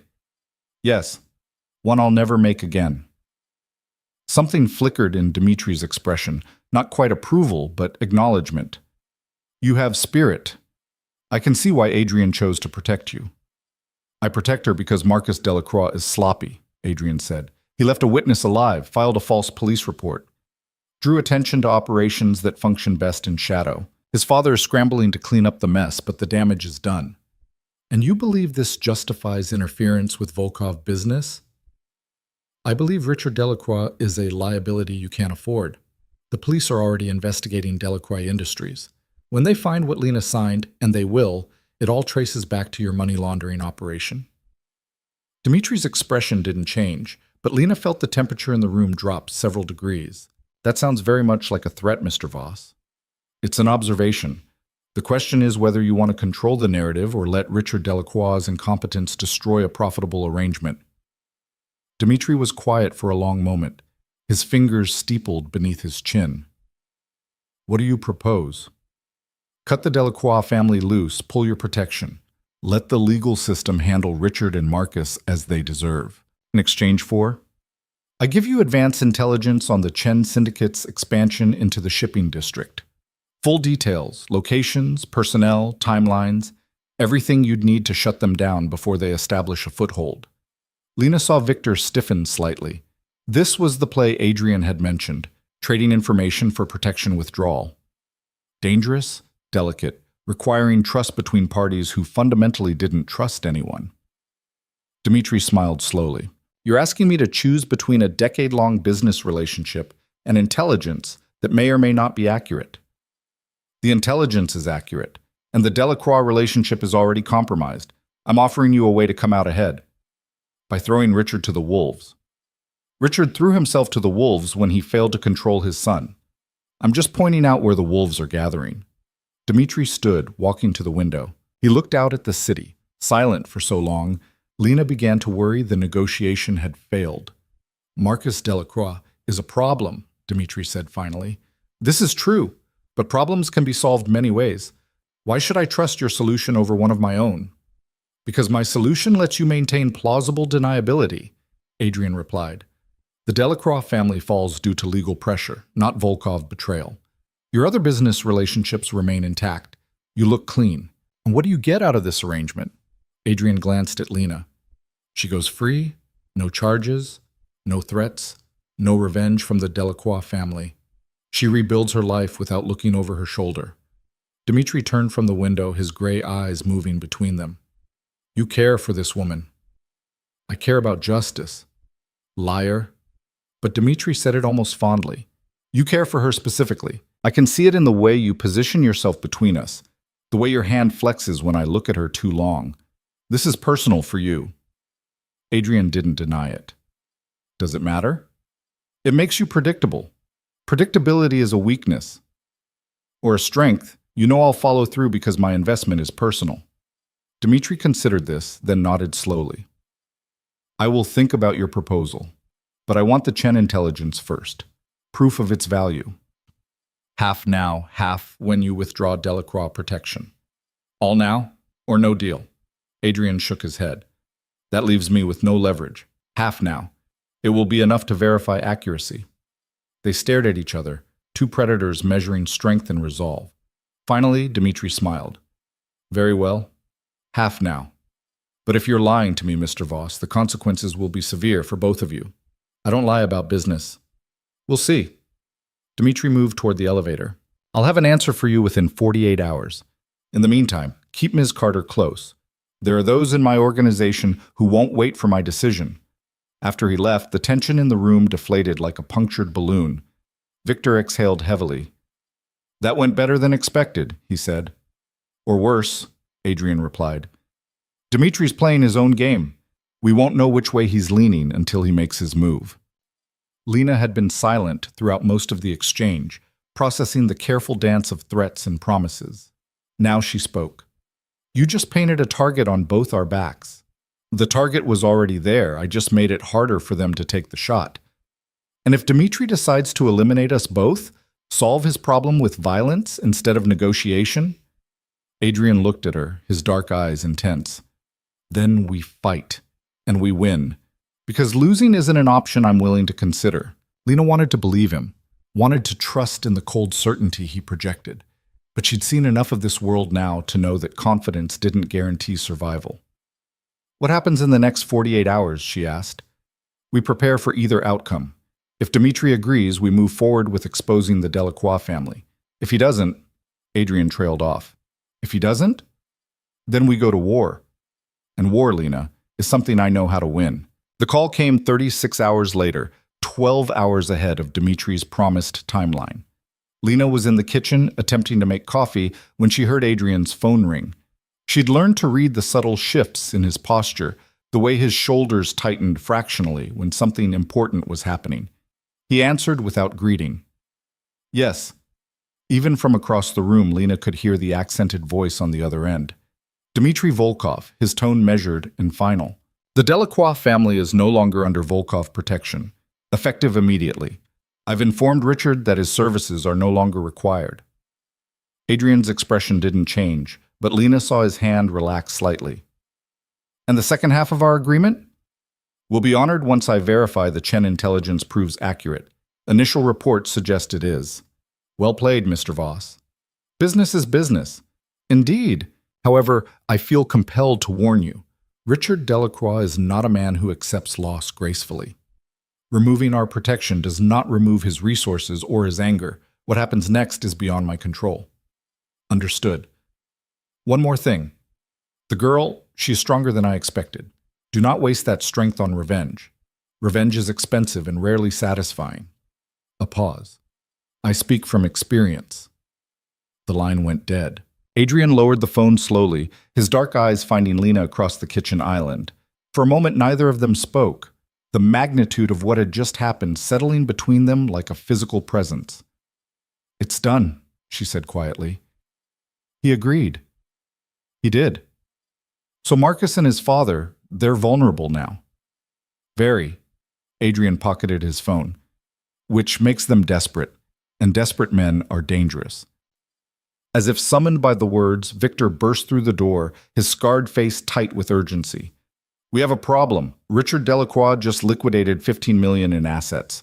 Cash withdrawal, offshore transfers, the works. He's preparing for something big." "War or flight?" Adrian asked. "Unknown, but his security team has tripled in the last hour. Ex-military contractors, serious hardware. This isn't defensive posturing." Adrian's jaw tightened. "He's going to make a move before the legal system can touch him." "That's my read. And there's more. Marcus withdrew $500,000 from his personal accounts. He's been making calls to people off our radar, private numbers, encrypted communications." Lena felt ice spread through her chest. "He's planning something." "He's panicking," Adrian corrected. "His father's protection is gone, the police investigation is closing in, and he knows I'm standing between him and you. Men like Marcus don't handle powerlessness well. So what do? We accelerate the timeline." Adrian turned to Victor. "Get Detective Morrison on the line. Tell her if she wants Richard Delacroix, she needs to move tonight. And contact our people at the DA's office. I want immunity paperwork for Lena drafted and ready within the hour." Victor nodded and pulled out his phone, already dialing. Lena set down her coffee mug, her hands trembling slightly. "This is really happening. After everything, it's actually happening." Adrian crossed to her, his presence solid and grounding. "Are you ready? Once Morrison makes her move, there's no going back. The Delacroix family will know you cooperated. They'll know you're the reason their empire is falling." "Good," Lena said, surprising herself with the vehemence in her voice. "I want them to know. I want Marcus to understand that the woman he thought he broke is the one who destroyed him." Something flickered in Adrian's eyes, approval, maybe, or recognition. Then let's finish this. The next hours passed in controlled chaos. Detective Morrison arrived with two other investigators, all business as they set up in Adrian's conference room. The immunity agreement came through faster than Lena expected, pages of legal language that boiled down to one simple truth. She would testify against the Delacroix family in exchange for full protection from prosecution. Sign here, here, and here, the assistant DA said, a sharp woman named Catherine Chen, who looked barely 30 but carried herself with absolute authority. Once you sign, you're committed. Any deviation from truthful testimony voids the agreement. Lena signed without hesitation. Her handwriting looked strange on the formal documents, too ordinary for something so momentous. Good, Catherine said, collecting the papers. Now let's go over your testimony. We need every detail, every document you remember signing, every conversation that suggested illegal activity. They worked through the afternoon and into evening, Lena recounting her relationship with Marcus in clinical detail. The investigators took notes, asked clarifying questions, built their case brick by brick. It was exhausting and humiliating, laying bare her mistakes for strangers to judge. But it was also liberating. Every word she spoke was another nail in Marcus's coffin. Every document she described was more evidence of his crimes. By the time they finished, Lena felt hollowed out but strangely lighter, like she'd excised a poison she'd been carrying for months. This is solid, Morrison said, reviewing her notes. Combined with the financial records Adrian provided, we have enough to bring charges against both Richard and Marcus Delacroix. Money laundering, fraud, conspiracy, racketeering, the whole package. When do you move? Adrian asked from his position by the window. Warrants are being drafted now. We hit them at dawn. Simultaneous raids on the Delacroix Industries headquarters, Richard's home, and Marcus's penthouse. Morrison looked at Lena. You'll need to stay here. Once word gets out about the raids, things could get ugly. I'm not hiding, Lena said. Not anymore. You're not hiding. You're being strategic. There's a difference. After the investigators left, Lena found herself alone in the penthouse's vast living room. The city stretched out below. Millions of lights marking millions of lives, all of them carrying on normally, while hers had become something unrecognizable. You should eat something. She turned to find Adrian in the kitchen, doing something she'd never seen him do before, cooking, or attempting to. He was examining a pan with the same analytical intensity he brought to everything else. You cook? She asked, unable to hide her surprise. I heat things. Whether that qualifies as cooking is debatable. He gestured to the ingredients spread across the counter. Dr. Chen left instructions, said you need protein and iron for healing. This is allegedly pasta carbonara, though I make no promises. Lena crossed to the kitchen, peering at his setup. You've never made this before. I've never made anything before. Restaurants exist for a reason. Then why now? Adrian was quiet for a moment, cracking eggs with more force than necessary. Because you need to eat, and ordering in means exposing our location to delivery services. And because... He trailed off. Because in 12 hours, people I've known for years might die. Security guards doing their jobs, assistants who just wanted a paycheck, people who happen to be in the wrong place when the warrants execute. And I need to do something normal, something that isn't about violence or strategy or the cost of the choices we've made. Lena had never heard him speak like this. Uncertain, almost vulnerable. She watched him struggle with the pasta, measuring portions too precisely, checking Dr. Chen's instructions like they were tactical plans. Let me help, she said quietly. They worked together in comfortable silence, Lena guiding Adrian through the steps while he followed with the focus of someone defusing a bomb. When he added the eggs too early and nearly scrambled them, she laughed, the first genuine laugh she'd managed in weeks. It's not funny, Adrian said, but she caught the ghost of a smile on his lips. It's a little funny. You control a criminal empire, but you can't make pasta. Different skill sets. They ate at the kitchen island, the carbonara slightly overcooked but edible. Outside, the city continued its oblivious dance, unaware that tomorrow morning would bring raids and arrests and the toppling of a family that had seemed untouchable. Thank you, Lena said quietly, for all of this. for saving me, protecting me, giving me a chance to fight back. You're fighting for yourself. I just provided the arena. Still, she met his eyes. I know what this cost you. The resources, the political capital, the risk of war with the Volkovs. You didn't have to do any of it. Adrian was quiet for a long moment. When I found you on that floor, bleeding and broken, I saw my mother, saw what she looked like after my father finished with her, and I remembered being 10 years old and powerless, unable to stop it, unable to save her. His voice remained flat, but Lena heard the emotion beneath it. I couldn't save her, but I could save you, had to save you, even if it was selfish, even if it was about my own demons more than your reality. I had to try. Lena reached across the island and took his hand. He tensed at the contact but didn't pull away. It wasn't selfish, she said. It was human, and for what it's worth, I think your mother would be proud of the man you became. Would she? I've killed people, Lena, hurt them, built an empire on the same violence that killed her. But you use that violence to protect people like me now. That has to count for something. Adrian's phone shattered the moment, buzzing with an urgency that made them both tense. He checked the screen, and his expression went cold. It's Victor. Marcus is on the move. He answered on speaker.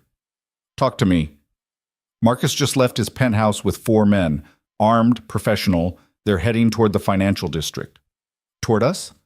Can't confirm, but the trajectory matches. ETA 20 minutes if they don't hit traffic. Adrian's eyes met Lena's. How did he find this location? Unknown, but boss, there's something else. We intercepted communications. Marcus isn't coming to negotiate. He's coming to end this. His words, if I can't have her, no one can. Lena felt her blood turn to ice. After everything, after the raids being prepared and the immunity agreement and Dimitri's withdrawal of protection, Marcus was going to try one last desperate play. Lock down the building, Adrian ordered. Full security protocol.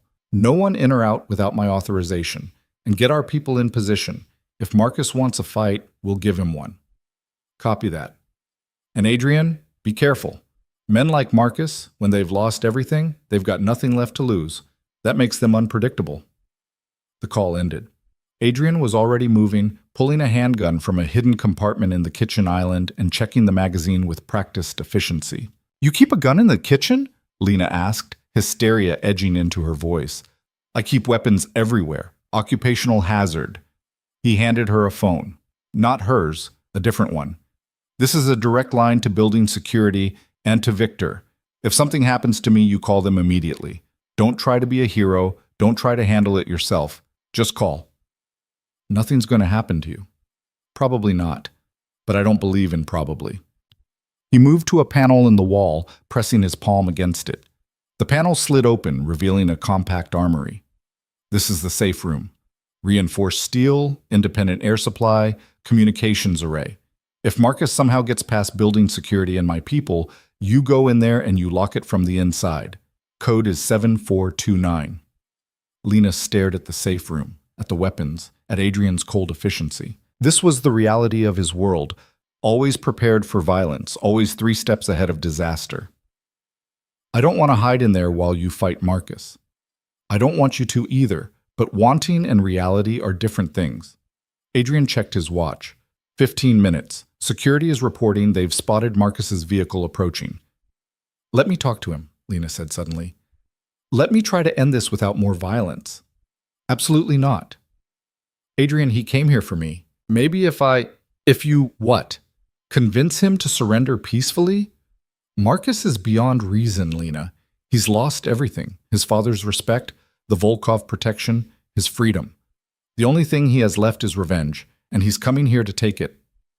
Then let him see me. Let him see that I'm not afraid anymore, that he doesn't have power over me. Maybe that will be enough.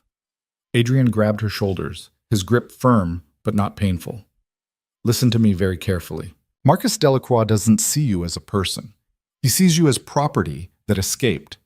And when property tries to assert independence, men like him destroy it rather than let it go. Talking to him won't help. It'll just give him a target. Before Lena could argue further, the building's alarm system activated. Not the blaring klaxon of a fire alarm, but a subtle, pulsing tone that made her skin crawl. They're in the building, Adrian said, checking his phone. Bypassed the main entrance somehow, moving toward the elevators. How is that possible? Money, connections, inside information, take your pick.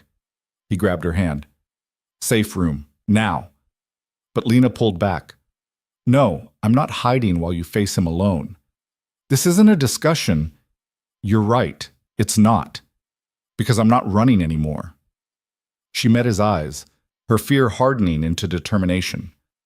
Marcus has controlled every aspect of my life for 2 years, made me afraid, made me small, made me doubt myself. I won't let him do it again, even if it's dangerous, even if it's stupid. I need to face him. I need him to see what he failed to break. Adrian stared at her, conflict playing across his features.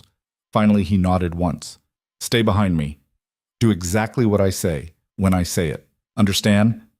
Yes. And Lena? If I tell you to run, you run. No hesitation, no argument. Because I can't protect you and fight Marcus at the same time. The elevator dinged.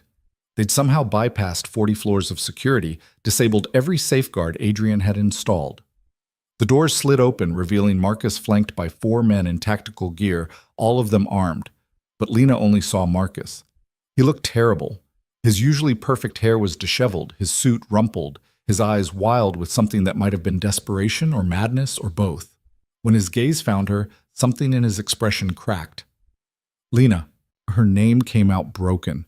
Baby, thank goodness. These men, they kidnapped you, didn't they? It's okay. I'm here now. I'm going to save you. The delusion in his voice was almost pitiful. He actually believed his own fiction, had convinced himself that he was the hero of this story. No one kidnapped me, Marcus, Lena said, her voice steadier than she felt. I left because you nearly killed me. That's not... I would never... He shook his head violently. He's brainwashed you. Voss, he's some kind of criminal, and he's turned you against me. I turned against you the moment you broke my ribs and left me to die. Marcus flinched like she'd struck him. I was trying to help you see reason. You were being irrational, threatening to leave, making wild accusations.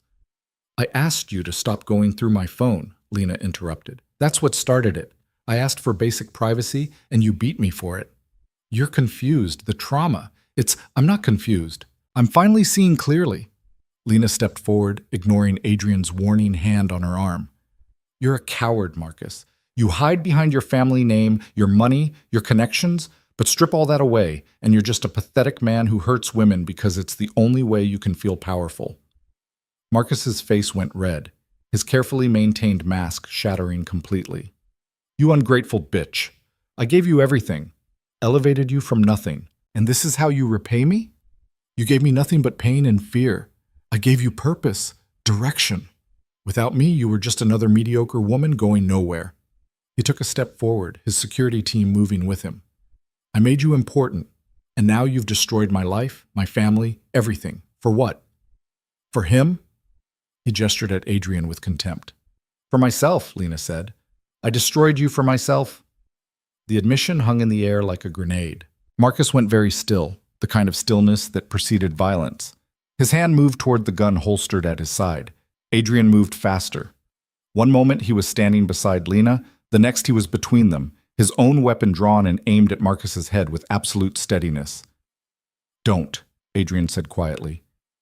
This ends one of 2 ways, Marcus. You leave now and face the legal system tomorrow morning, or you draw that weapon and I put a bullet through your skull. Choose carefully. You think you've won? Marcus laughed, the sound unhinged. You think taking everything from me means you get to keep her? I'd rather see her dead than with you. Then you're going to be disappointed because she's not with me. She's free. Something you could never allow. Marcus's security team tensed, hands moving toward weapons. Lena could feel the violence coiling in the air, could sense that they were seconds away from catastrophe. Marcus, please, she said, hating the pleading tone but desperate to prevent bloodshed. It's over. Your father's going to be arrested tomorrow. The Volkovs have withdrawn protection. Fighting now won't change any of that. It'll just get people killed. Good, Marcus said. If I'm going down, I'm taking you with me. He drew his weapon. Everything happened in compression, time folding in on itself. Adrian's gun fired first, the sound deafening in the enclosed space. Marcus screamed, his weapon clattering to the floor as Adrian's bullet tore through his shoulder. Then chaos. Marcus's security team drew their weapons, but Victor and 3 other men emerged from the stairwell behind them, having used the elevator as a distraction. Gunfire erupted, the penthouse transforming into a war zone in seconds. Adrian grabbed Lena and pulled her behind the kitchen island as bullets punched through walls and shattered windows. She could hear shouting, the distinctive crack of multiple weapons firing, someone screaming in pain. "Stay down," Adrian ordered, returning fire with the calm precision of someone who'd done this before. Through gaps in the counter, Lena saw Marcus crawling toward his dropped weapon, his injured shoulder trailing blood. His face was twisted in rage and pain, all pretense of sanity abandoned. "I'll kill you," he screamed at Lena. "I'll kill both of you." He grabbed the gun with his good hand, swinging it toward their position. Lena saw his finger tighten on the trigger, saw the hatred in his eyes, saw her death approaching with crystal clarity. Then Victor was there, tackling Marcus from the side. The gun fired wild, the bullet embedding itself in the ceiling. The 2 men struggled, Victor's superior size and training winning out. He wrenched the weapon away and pinned Marcus to the floor with brutal efficiency. "Clear," Victor shouted. "All hostiles down." The gunfire stopped. The sudden silence was almost worse than the noise had been, broken only by ragged breathing and the moans of wounded men. Lena's ears rang, her heart pounded against her ribs hard enough to hurt. Adrian pulled her to her feet, checking her for injuries with quick, efficient movements. "Are you hurt?" "No. No, I'm fine." Her voice sounded strange, distant. "Is it over?" "Almost." He crossed to where Victor held Marcus pinned, looking down at the man who'd started this all. Marcus looked up at him with pure hatred, blood soaking through his expensive shirt. "Kill me," Marcus spat. "Go on, do it. Prove you're just like me." Adrian crouched down, his expression cold. "I'm nothing like you. You hurt people because you're weak. I hurt people when necessary, and I sleep just fine at night." He stood. "Call Detective Morrison. Tell her Marcus Delacroix just attempted murder, and we defended ourselves. She'll want to be here before the regular police arrive." "Already on it," Victor said, phone to his ear. Adrian returned to Lena, guiding her away from the carnage. "Are you sure you're okay?" "I don't know." She looked at the destroyed penthouse, at the blood and broken glass and the men groaning on the floor. "Is this what your life is always like?" "Not always. Sometimes it's worse." A laugh escaped her, inappropriate and slightly hysterical. "That's not reassuring. It wasn't meant to be. This is my reality, Lena. Violence, paranoia, constant vigilance. It's not a world I'd wish on anyone." She heard what he wasn't saying, that he was giving her an out, a chance to walk away before she got in any deeper. Lena looked at Marcus, broken and bleeding on the floor. Looked at the wreckage of his desperate last stand. Then she looked at Adrian, this complicated man who'd saved her life and protected her, and taught her that she was stronger than she'd ever believed possible. "I'm not going anywhere," she said firmly.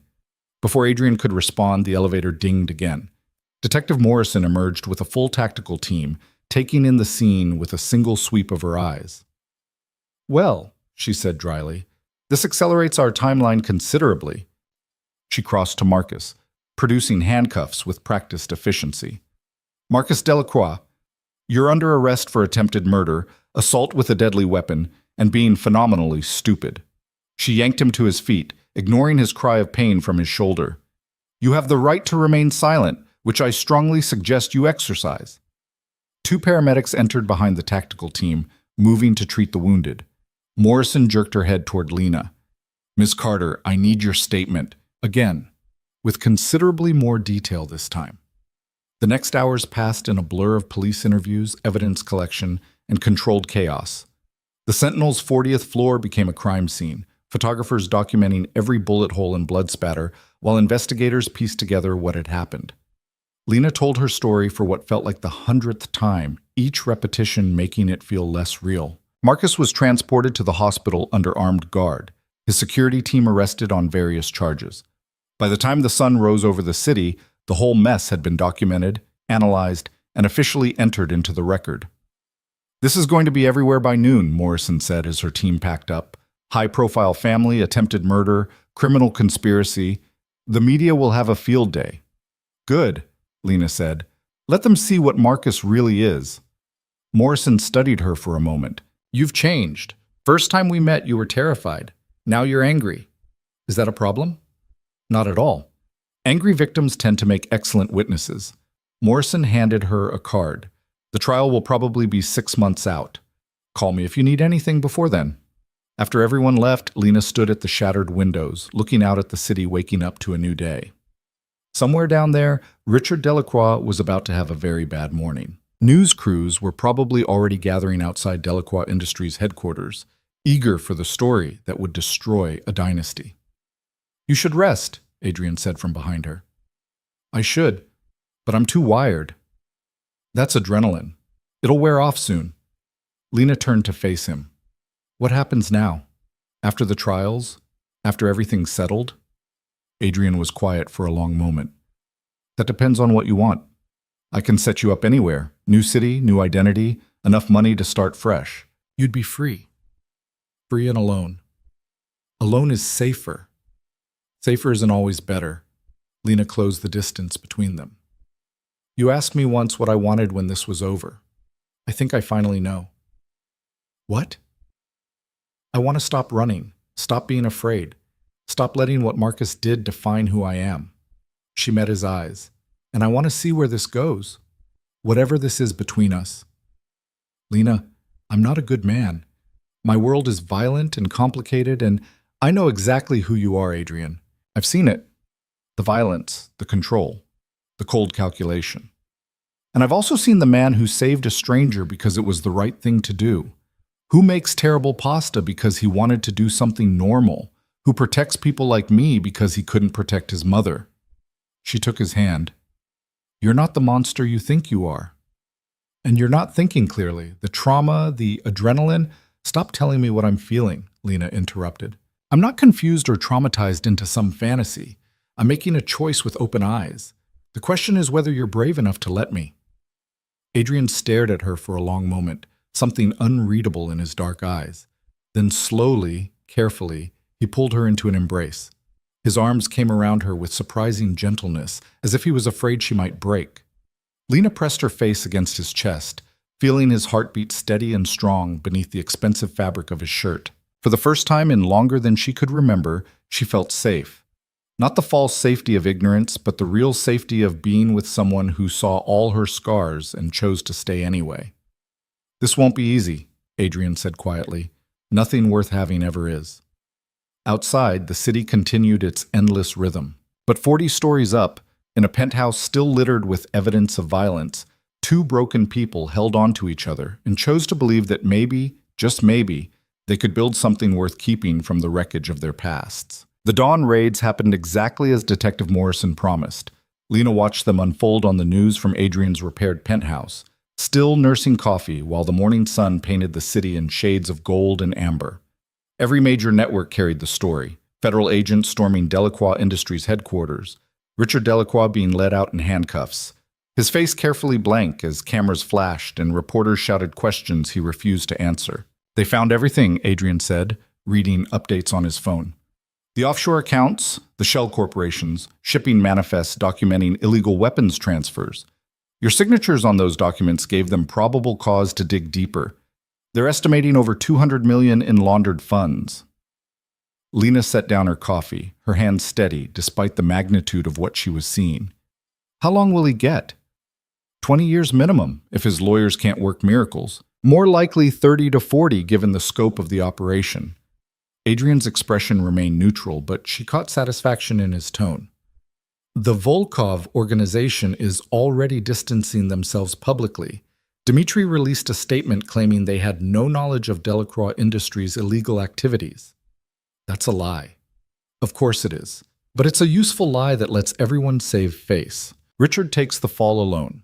The Volkovs maintain plausible deniability, and the city's underworld maintains its delicate balance. And Marcus? Adrian's jaw tightened. Still in the hospital under guard. His lawyer's trying to negotiate a plea deal, but given he attempted murder in front of multiple witnesses, there's not much room for negotiation. He's looking at 15 to 20, possibly more if they connect him to any of his father's financial crimes. Lena should have felt triumphant. This was what she'd wanted, Marcus facing consequences, the Delacroix family's empire crumbling, justice finally served. But watching Richard's perp walk on television, she felt something more complicated than victory. She felt the weight of it all, the lives destroyed and futures altered because one man had decided his girlfriend was property he could abuse. "You're thinking too much," Adrian observed.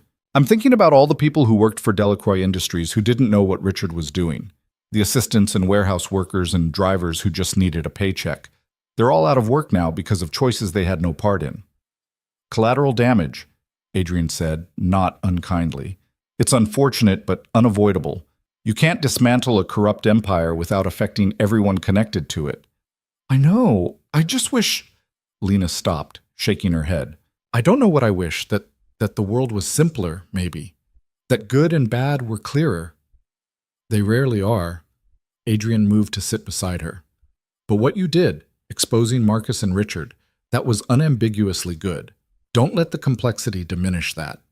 Before Lena could respond, her phone rang. Not the secure one Adrian had given her, but her original phone that had been recovered from her apartment and returned by the police. She'd been avoiding turning it on, afraid of what she'd find. The caller ID showed a name that made her heart clench: Ethan. She'd been dodging her brother's calls for over a week now, unable to face his questions or his worry or his inevitable guilt over not protecting her. But watching the news coverage, knowing the story would go national within hours, she couldn't avoid him anymore. She answered. "Ethan." "Lena." Her brother's voice cracked on her name. "Jesus Christ, Lee. I've been losing my mind. Your apartment was destroyed, you disappeared, and then I see Marcus Delacroix on the news saying you were kidnapped and I didn't know whether to believe him or—" He stopped, clearly struggling for control. "Are you okay? Where are you?" "I'm safe. I'm sorry I didn't call sooner.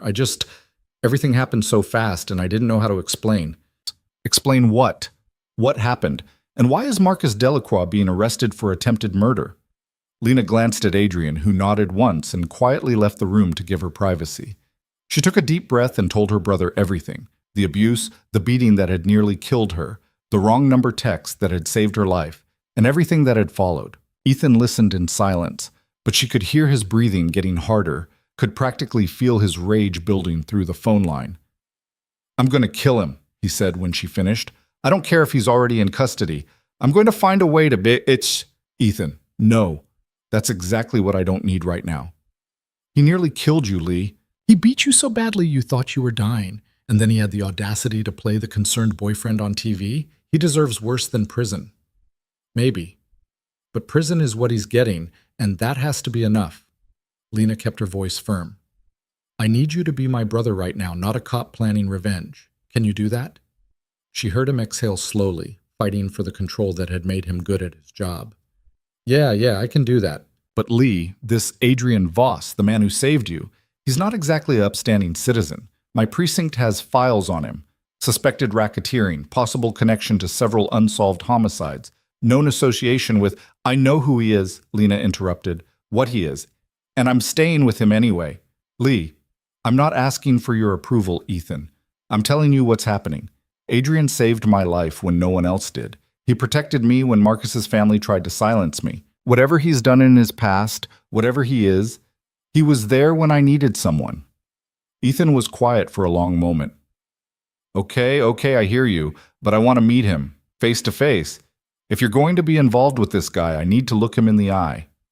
"That's fair. When?" "Today. Name the place." Lena looked around the penthouse at the repaired windows and replaced furniture that still couldn't quite hide the evidence of the firefight that had happened here. "How do you feel about neutral territory?" They met at a coffee shop in Midtown, the kind of aggressively normal place that served overpriced lattes and played indie music just loud enough to provide privacy. Ethan arrived first, his detective's eyes scanning the room before settling on Lena. She saw him catalog her fading bruises, the careful way she moved to protect her healing ribs, the changes in her that went deeper than physical injuries. Then Adrian walked in and Lena watched her brother's entire posture shift into cop mode, assessing threat levels, marking exits, his hand instinctively moving toward where his service weapon would be if he were on duty. "Ethan, this is Adrian Voss. Adrian, My brother, Ethan Carter. The two men shook hands with the wariness of wolves establishing territory. They were similar heights, but where Ethan had the solid build of someone who worked out functionally, Adrian carried himself with the refined danger of someone who'd turned violence into an art form. Detective Carter, Adrian said neutrally, your sister speaks highly of you. Mr. Voss, I wish I could say the same, but honestly, everything I know about you comes from police files. Ethan's voice was professionally cold. And those files don't paint a flattering picture. I imagine not. Though I'd be curious to know what crimes you think you can prove versus what you suspect. Is that a challenge? It's an observation. I'm very careful about what can be proven. Lena held up a hand. Can we not do this? Ethan, I asked you here to meet Adrian, not to interrogate him. He's a known criminal, Lee. It's literally my job to interrogate people like him. Not today, it isn't. Today you're my brother and he's the man who saved my life. Can we start there? Ethan's expression softened slightly as he looked at his sister. You really trust him? I do. Even knowing what he is? Especially knowing what he is, because unlike Marcus, Adrian never pretended to be something else. He's been honest about his world from the beginning, and he gave me the choice to walk away. Multiple times. Ethan turned his attention back to Adrian. Is that true? You gave her outs? Several, Adrian confirmed. New identity, relocation, enough money to start over anywhere she wanted. She chose to stay. Why? You'd have to ask her. I'm still trying to understand it myself. Despite himself, Ethan's lips quirked slightly. At least you're honest about your confusion. He gestured to the table. Sit, both of you. If we're doing this, we're doing it properly. They ordered coffee and settled into an uneasy triangle, Lena between the two most important men in her current life. For several minutes, nobody spoke, the weight of everything unsaid pressing down on them. Finally, Ethan broke the silence. I should have protected you better. Should have seen what Marcus was doing. Should have pushed harder when you stopped returning my calls. This isn't your fault, Lena said firmly. Isn't it? I'm a cop, Lee. I'm trained to spot abusive relationships, and my own sister was in one, and I missed all the signs. You didn't miss them. You saw them, and you warned me. I chose not to listen. Still, Detective Carter, Adrian interrupted quietly, I've spent the last week watching your sister rebuild herself from someone who thought she was dying into someone who faced down her abuser and dismantled his entire family's empire. She's stronger than either of us gave her credit for. The question isn't whether you failed to protect her. It's whether you can support the person she's becoming. Ethan studied Adrian for a long moment. You care about her. Actually care. Not just protecting an asset or maintaining leverage. Yes. And if I told you to stay away from her, that she deserves better than a relationship with someone whose business card should read professional criminal, I'd tell you that's her decision, not yours. But I'd also agree that she deserves better than me. Then why not walk away? Adrian was quiet, his dark eyes finding Lena's across the table. Because she asked me not to, and I'm selfish enough to honor that request. Lena reached across the table and took Adrian's hand, a gesture of solidarity that made Ethan's jaw tighten. I know this isn't what you wanted for me, she said to her brother. I know Adrian isn't the safe, normal boyfriend you'd choose, but he's what I'm choosing, and I need you to respect that, even if you don't understand it. Ethan ran a hand through his hair, a gesture so familiar it made Lena's chest ache. I hate this. Everything about this situation makes my cop instincts scream. But you're my sister, and you're an adult, and you're right that this is your choice. He looked at Adrian. But hear me on this. If you hurt her, if you put her in danger, if you give me any reason to believe she's not safe with you, cop or not, brother or not, I will find a way to end you. Are we clear? Crystal, Adrian said without hesitation. For what it's worth, Detective, I have no intention of hurting her. I've hurt enough people in my life. She won't be one of them. Good. Because the Delacroix family learned the hard way what happens when you hurt people I care about. You're smarter than they were. Don't make their mistakes. They finished their coffee in slightly less hostile silence, Ethan asking careful questions about Lena's recovery and her plans for the future. She answered honestly. She was staying with Adrian for now, working with a therapist doctor. Chen had recommended preparing to testify at Marcus's trial. And after the trial? Ethan asked. I don't know yet. Figure out who I am now, I guess. Build a life that's actually mine. You could go back to school. You were always talking about getting your master's degree. Lena considered that. Before Marcus, she'd had plans. Graduate school, a career in nonprofit management, a future she'd been excited about. Then Marcus had systematically dismantled every dream until all she had left was him. Maybe, she said, though I'm thinking about something different now. Like what? She glanced at Adrian, then back to her brother. Like helping other women get out of situations like mine, using what happened to me to make sure fewer people end up trapped. Ethan's expression softened completely. That's a good goal, Lee. Really good. When they finally stood to leave, Ethan pulled Lena into a tight hug, careful of her healing ribs. I love you, he whispered, and I'm sorry I couldn't protect you when you needed it. You're protecting me now. That's what matters. He pulled back, keeping his hands on her shoulders. Call me more often. Don't make me track you down through police reports. I promise. Ethan turned to Adrian, extending his hand again. Take care of her. I will, Adrian said, and Lena heard the weight of a vow in those two simple words. The next weeks settled into a strange new rhythm. Lena continued her physical therapy, her ribs healing incrementally while Dr. Chen monitored her progress.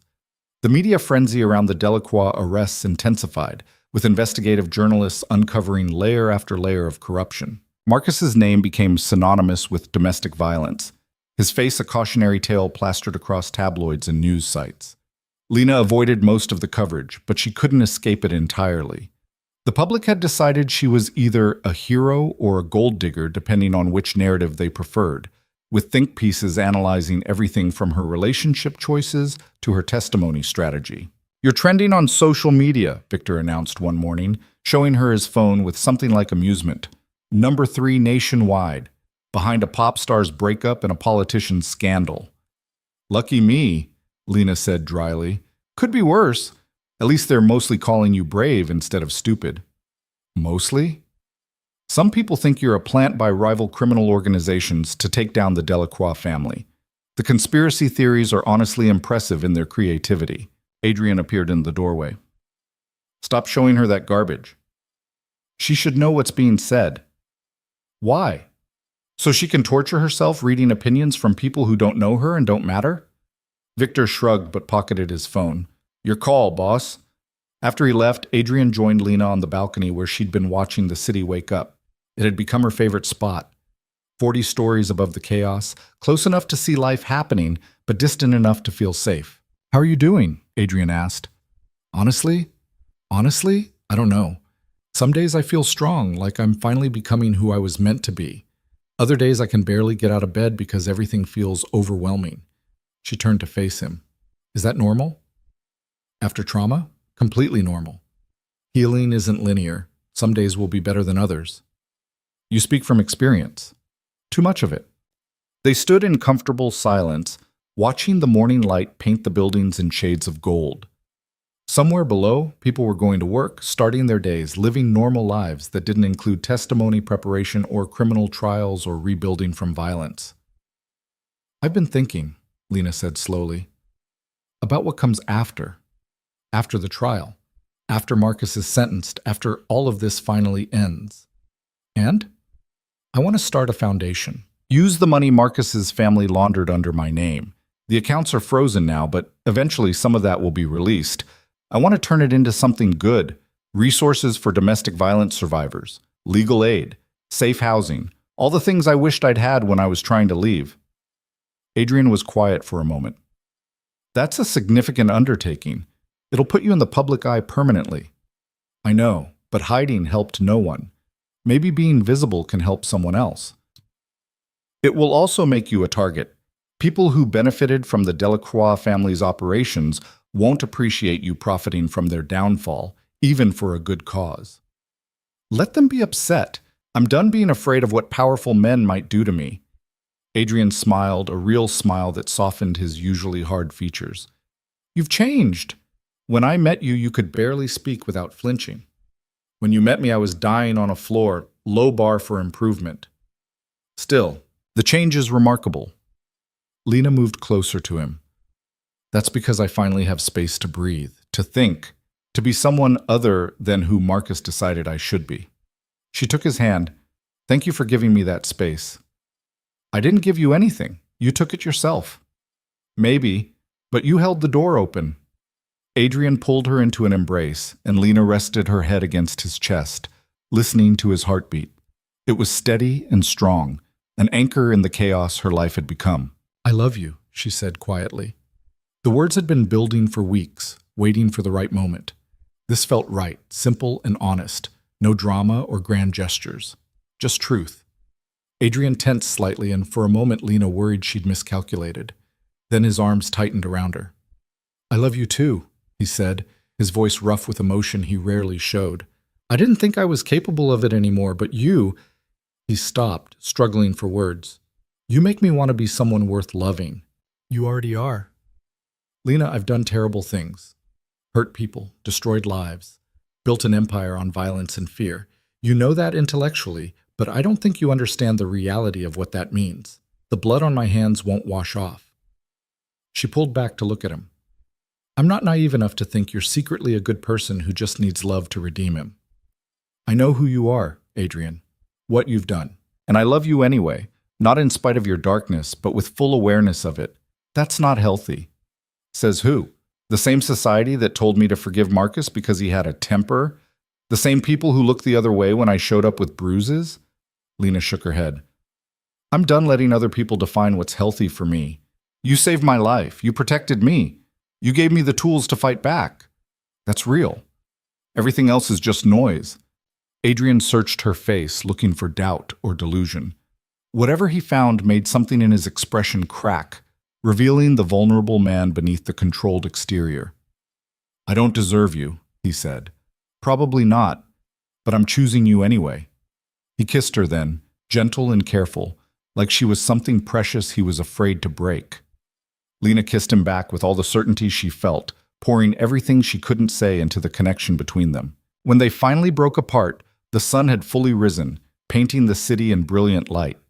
The trial began 3 months later in a courtroom packed with journalists, victims' advocates, and curious onlookers drawn by the scandal.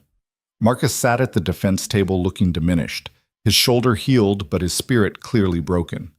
His expensive lawyers surrounded him, but everyone in the room knew this was theater. The evidence was overwhelming, the outcome predetermined. Lena took the stand on the second day of testimony. She wore a simple blue dress that Adrian had helped her pick out. Professional without being provocative, modest without being dowdy. She wanted the jury to see her as credible, sympathetic, human. Marcus's lawyer, a silver-haired man named Henderson, who charged $1,000 an hour, approached her with the kind of practiced sympathy that made her skin crawl. Ms. Carter, you claim my client beat you so severely you thought you were dying. Yet here you are, fully recovered, looking healthy. Isn't it possible you're exaggerating the severity of these alleged injuries? I have medical records documenting 3 broken ribs, severe bruising, and internal bleeding, Lena replied evenly. Those aren't allegations, they're facts. Medical records that were obtained by Adrian Voss, a known criminal. How do we know they weren't fabricated? Because I was treated by licensed physicians, whose credentials you're welcome to verify. And because the police took additional photographs when they interviewed me. Would you like to see those as well? Henderson's smile tightened. Ms. Carter, isn't it true that you signed numerous legal documents on behalf of Delacroix Industries? Yes.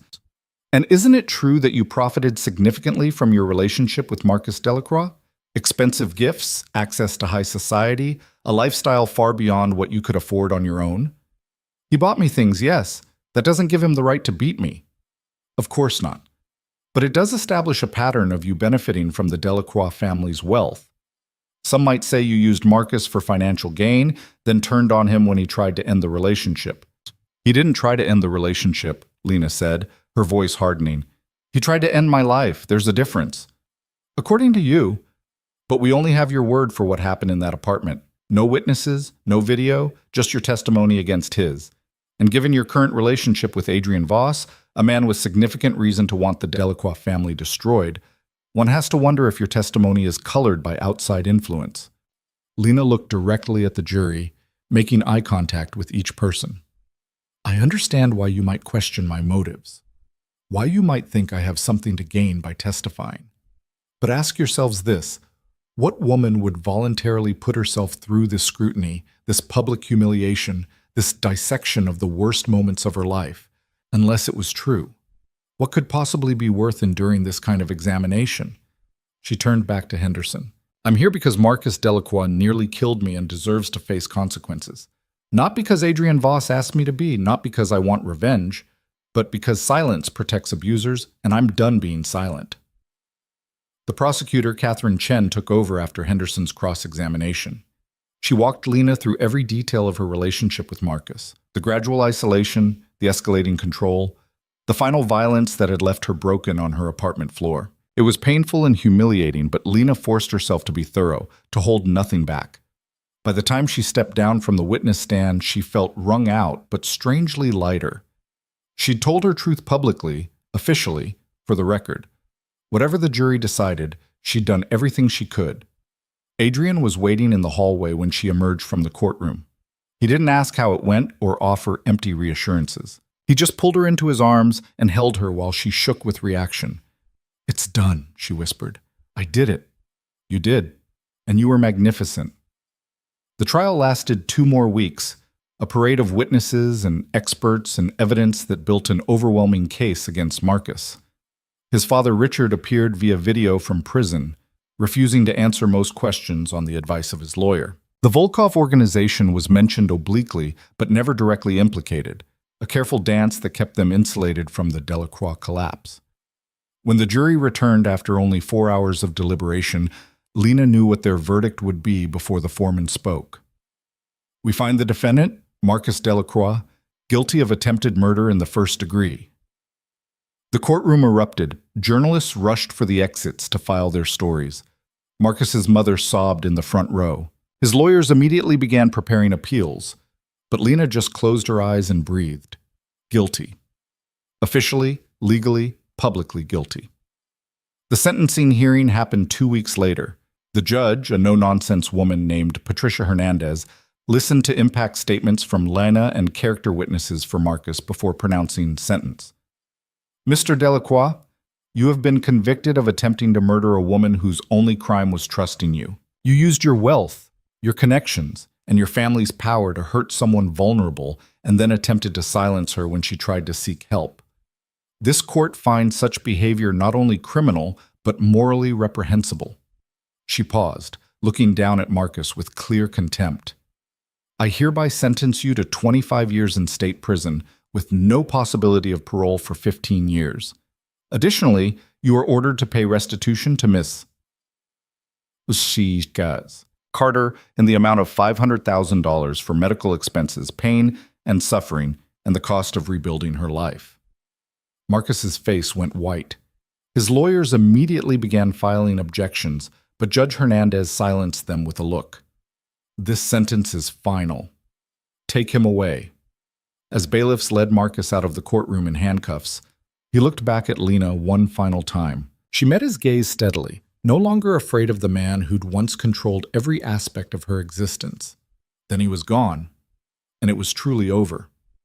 Outside the courthouse, reporters mobbed Lena, shouting questions and shoving microphones in her face. Adrian's security team kept them at a distance while she made a brief statement. "Today, justice was served. Marcus Delacroix will spend the next 15 years in prison, unable to hurt anyone else the way he hurt me. But this isn't just about one man's crimes. It's about the systems that enable abuse, the people who look away, and the courage it takes to speak up when every instinct tells you to stay silent." She paused, gathering her thoughts. "To anyone watching this who's in a relationship that makes them afraid, you deserve better. You deserve safety and respect and love that doesn't come with conditions or violence. And if you're ready to leave, there are people who will help you. You don't have to die on a floor somewhere, sending desperate messages and hoping someone cares enough to come." "Miss Carter," a reporter shouted, "what's your relationship with Adrian Voss?" Lena glanced at Adrian, who stood slightly behind her, his presence a solid wall of protection. "Adrian saved my life when no one else did. Whatever else he may be, whatever his past holds, that's the truth that matters to me. We're building something together. What that becomes is between us. But Mr. Voss has known connections to organized crime. This press conference is over, Victor announced, his bulk suddenly between Lena and the reporters. Ms. Carter has said everything she's going to say. They extracted her from the crowd and into a waiting car. As they pulled away from the courthouse, Lena watched the scene recede in the side mirror. Reporters still shouting questions, cameras still flashing, the machinery of public interest grinding on without her. You did well, Adrian said. I said what needed to be said. And now? Now I want to go home, take a very long shower, and forget this entire day happened. Home meaning the penthouse? Lena realized she'd called it home without thinking. Adrian's penthouse, which she'd been living in for months now, had stopped feeling temporary somewhere along the way. Yes, she said firmly. Home. 6 months later, Lena stood in a completely different building, a renovated brownstone in the Arts District that had been transformed into the Carter Foundation's headquarters. The name had been Adrian's suggestion, a way of reclaiming her identity from the Delacroix association that had defined her for so long. The foundation officially opened on a crisp autumn morning, with Ethan cutting the ribbon while Lena gave a speech to the gathered crowd of supporters, donors, and domestic violence advocates. They'd started small, a helpline, a network of volunteer lawyers, partnerships with existing shelters, but already they were making a difference. 3 women had used their services in the first week alone. 3 women who might have ended up like Lena, or worse, if they'd had nowhere to turn. Your mother would be proud, Adrian said quietly, standing beside her as the crowd mingled. Lena's mother had passed away when she was 18, too early to see her daughter's worst moments or her greatest triumphs. But Lena liked to think Adrian was right, that somehow her mother knew what she'd built from the ashes of her destruction. I think she would be, Lena agreed, though she'd probably have some choice words about my taste in men. Adrian smiled. Fair. I'm objectively a terrible choice. And yet here we are. Here we are, he echoed. They'd settled into an unusual but functional relationship over the past months. Adrian continued running his organization. Lena didn't ask for details, and he didn't volunteer them, an understanding they'd reached early on. She ran the foundation and slowly rebuilt her life, going back to school part-time and reconnecting with friends she'd lost during the Marcus years. It wasn't traditional or simple or anything society would approve of, but it was theirs. Ethan approached with a woman Lena didn't recognize, mid-30s, professional attire, kind eyes. Lee? This is Dr. Sarah Martinez. She runs the trauma center at Metropolitan Hospital. I thought you two should meet. They shook hands, and Lena immediately liked Sarah's firm grip and direct gaze. Your brother tells me the foundation is looking to expand its mental health services, Sarah said. We are. Right now we can only offer referrals, but I'd love to have in-house counseling available. I might be able to help with that. I have several colleagues who specialize in domestic violence trauma. Maybe we could set up a meeting? I'd love that.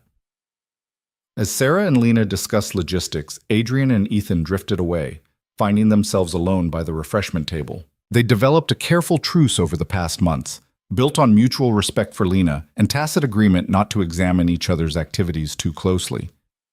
She's happy, Ethan observed, happier than I've seen her in years. She is, Adrian agreed. You're good for her. I hate admitting that, but it's true. I'm not sure I agree, but I appreciate the sentiment. Ethan turned to face him fully. I did some digging into your past. Not officially, just curiosity. Find anything interesting? Quite a bit, actually, including several instances of you protecting women in situations similar to Lena's, almost like you have a pattern of intervening in domestic violence cases. Adrian's expression didn't change. Your point? No point. Just an observation. Ethan paused. Your mother. What happened to her wasn't your fault. You know that, right? Is this your attempt at therapy, detective? It's my attempt at saying I understand why you did what you did for Lee, and that despite everything, despite who you are and what you do, I'm grateful you were there when she needed someone. Adrian was quiet for a long moment. Your sister saved my life as much as I saved hers. Maybe more. Before her, I was just going through motions, building power for its own sake. She gave me something to protect that actually mattered. Then don't screw it up. I'll do my best. The foundation's opening event wound down as evening approached. Supporters drifted away with promises to donate and volunteer, leaving Lena to survey her new kingdom with satisfaction. The brownstone was beautiful, the mission was clear, and she'd built something meaningful from the wreckage Marcus had tried to make of her life. Tired? Adrian asked, appearing at her elbow with a glass of wine. Exhausted, but the good kind of exhausted, you know? Like I actually accomplished something. You did. This place is going to help a lot of people. I hope so. Lena accepted the wine and took a sip, looking around at the space she'd created. You know what's strange? Sometimes I'm almost grateful for what happened with Marcus. That's the trauma talking. Maybe. Or maybe it's perspective. If he hadn't nearly killed me, I wouldn't have sent that wrong number text. Wouldn't have met you. Wouldn't have found this purpose. She turned to face Adrian. I'm not glad he hurt me, but I'm glad for where it led. That's a healthier way of framing it. Dr. Chen would be proud. They stood together as the sun set over the city, painting the sky in shades of orange and purple. Somewhere out there, Marcus was serving his sentence. His father was awaiting trial on additional charges, and the Delacroix Empire had crumbled into dust. But here, in this brownstone that represented hope and second chances, Lena had built something that would outlast all the destruction. I got something for you, Adrian said, pulling a small box from his pocket. Lena's heart jumped. Adrian, it's not what you think. Or maybe it is. I don't know. I'm not good at this. He opened the box to reveal a key. It's to the penthouse. Official, not just borrowed. I want you to stop thinking of it as my place and start thinking of it as our place. Lena took the key, feeling the weight of what he was offering. Adrian Voss, who trusted no one and let even fewer people into his spaces, was giving her permanent access to his home. It wasn't a ring, but in some ways it meant more. A commitment from a man who didn't make them lightly. Our place, she repeated. I like the sound of that. Good, because I'm terrible at grand gestures and this is probably the best I can do. Lena laughed and kissed him, tasting wine and promise and the future they were building together. It's perfect. You're perfect. Well, not actually perfect. You're kind of a disaster in most conventional ways, but perfect for me. High praise. Don't let it go to your head. They locked up the foundation and walked to where Adrian's car waited. Victor was driving, as always, his scarred face impassive as they climbed in. Home? He asked. Home, Lena confirmed and felt the rightness of the word settle in her chest. The city passed by outside the tinted windows, millions of lives intersecting and diverging in patterns too complex to track. Somewhere in that chaos, a woman might be sending a desperate message, hoping someone would care enough to come. And tomorrow, when she called the Carter Foundation's helpline, someone would answer. Someone would care. Someone would come. Lena leaned against Adrian's shoulder, feeling the steady rhythm of his breathing, and thought about wrong numbers and right timing, and the strange paths that led broken people toward healing. She'd started this journey dying on a floor, alone and afraid, certain her life was over. Instead, she'd found a new life. Messier and more complicated than anything she'd planned, but undeniably hers. Built not on someone else's expectations or demands, but on her own choices and strength and refusal to stay broken. The penthouse was warm and welcoming when they arrived. The city lights spread below like a blanket of stars. Adrian poured them both whiskey while Lena kicked off her shoes and settled onto the couch. To new beginnings, Adrian said, raising his glass. To wrong numbers that turn out right, Lena countered. They drank, and outside the window the city continued its eternal dance, beautiful and brutal and full of infinite possibility. And for the first time in longer than she could remember, Lena felt something she'd thought Marcus had destroyed forever. Hope for tomorrow, and the day after that, and all the days that would follow. She was free, she was strong, she was loved, she was home.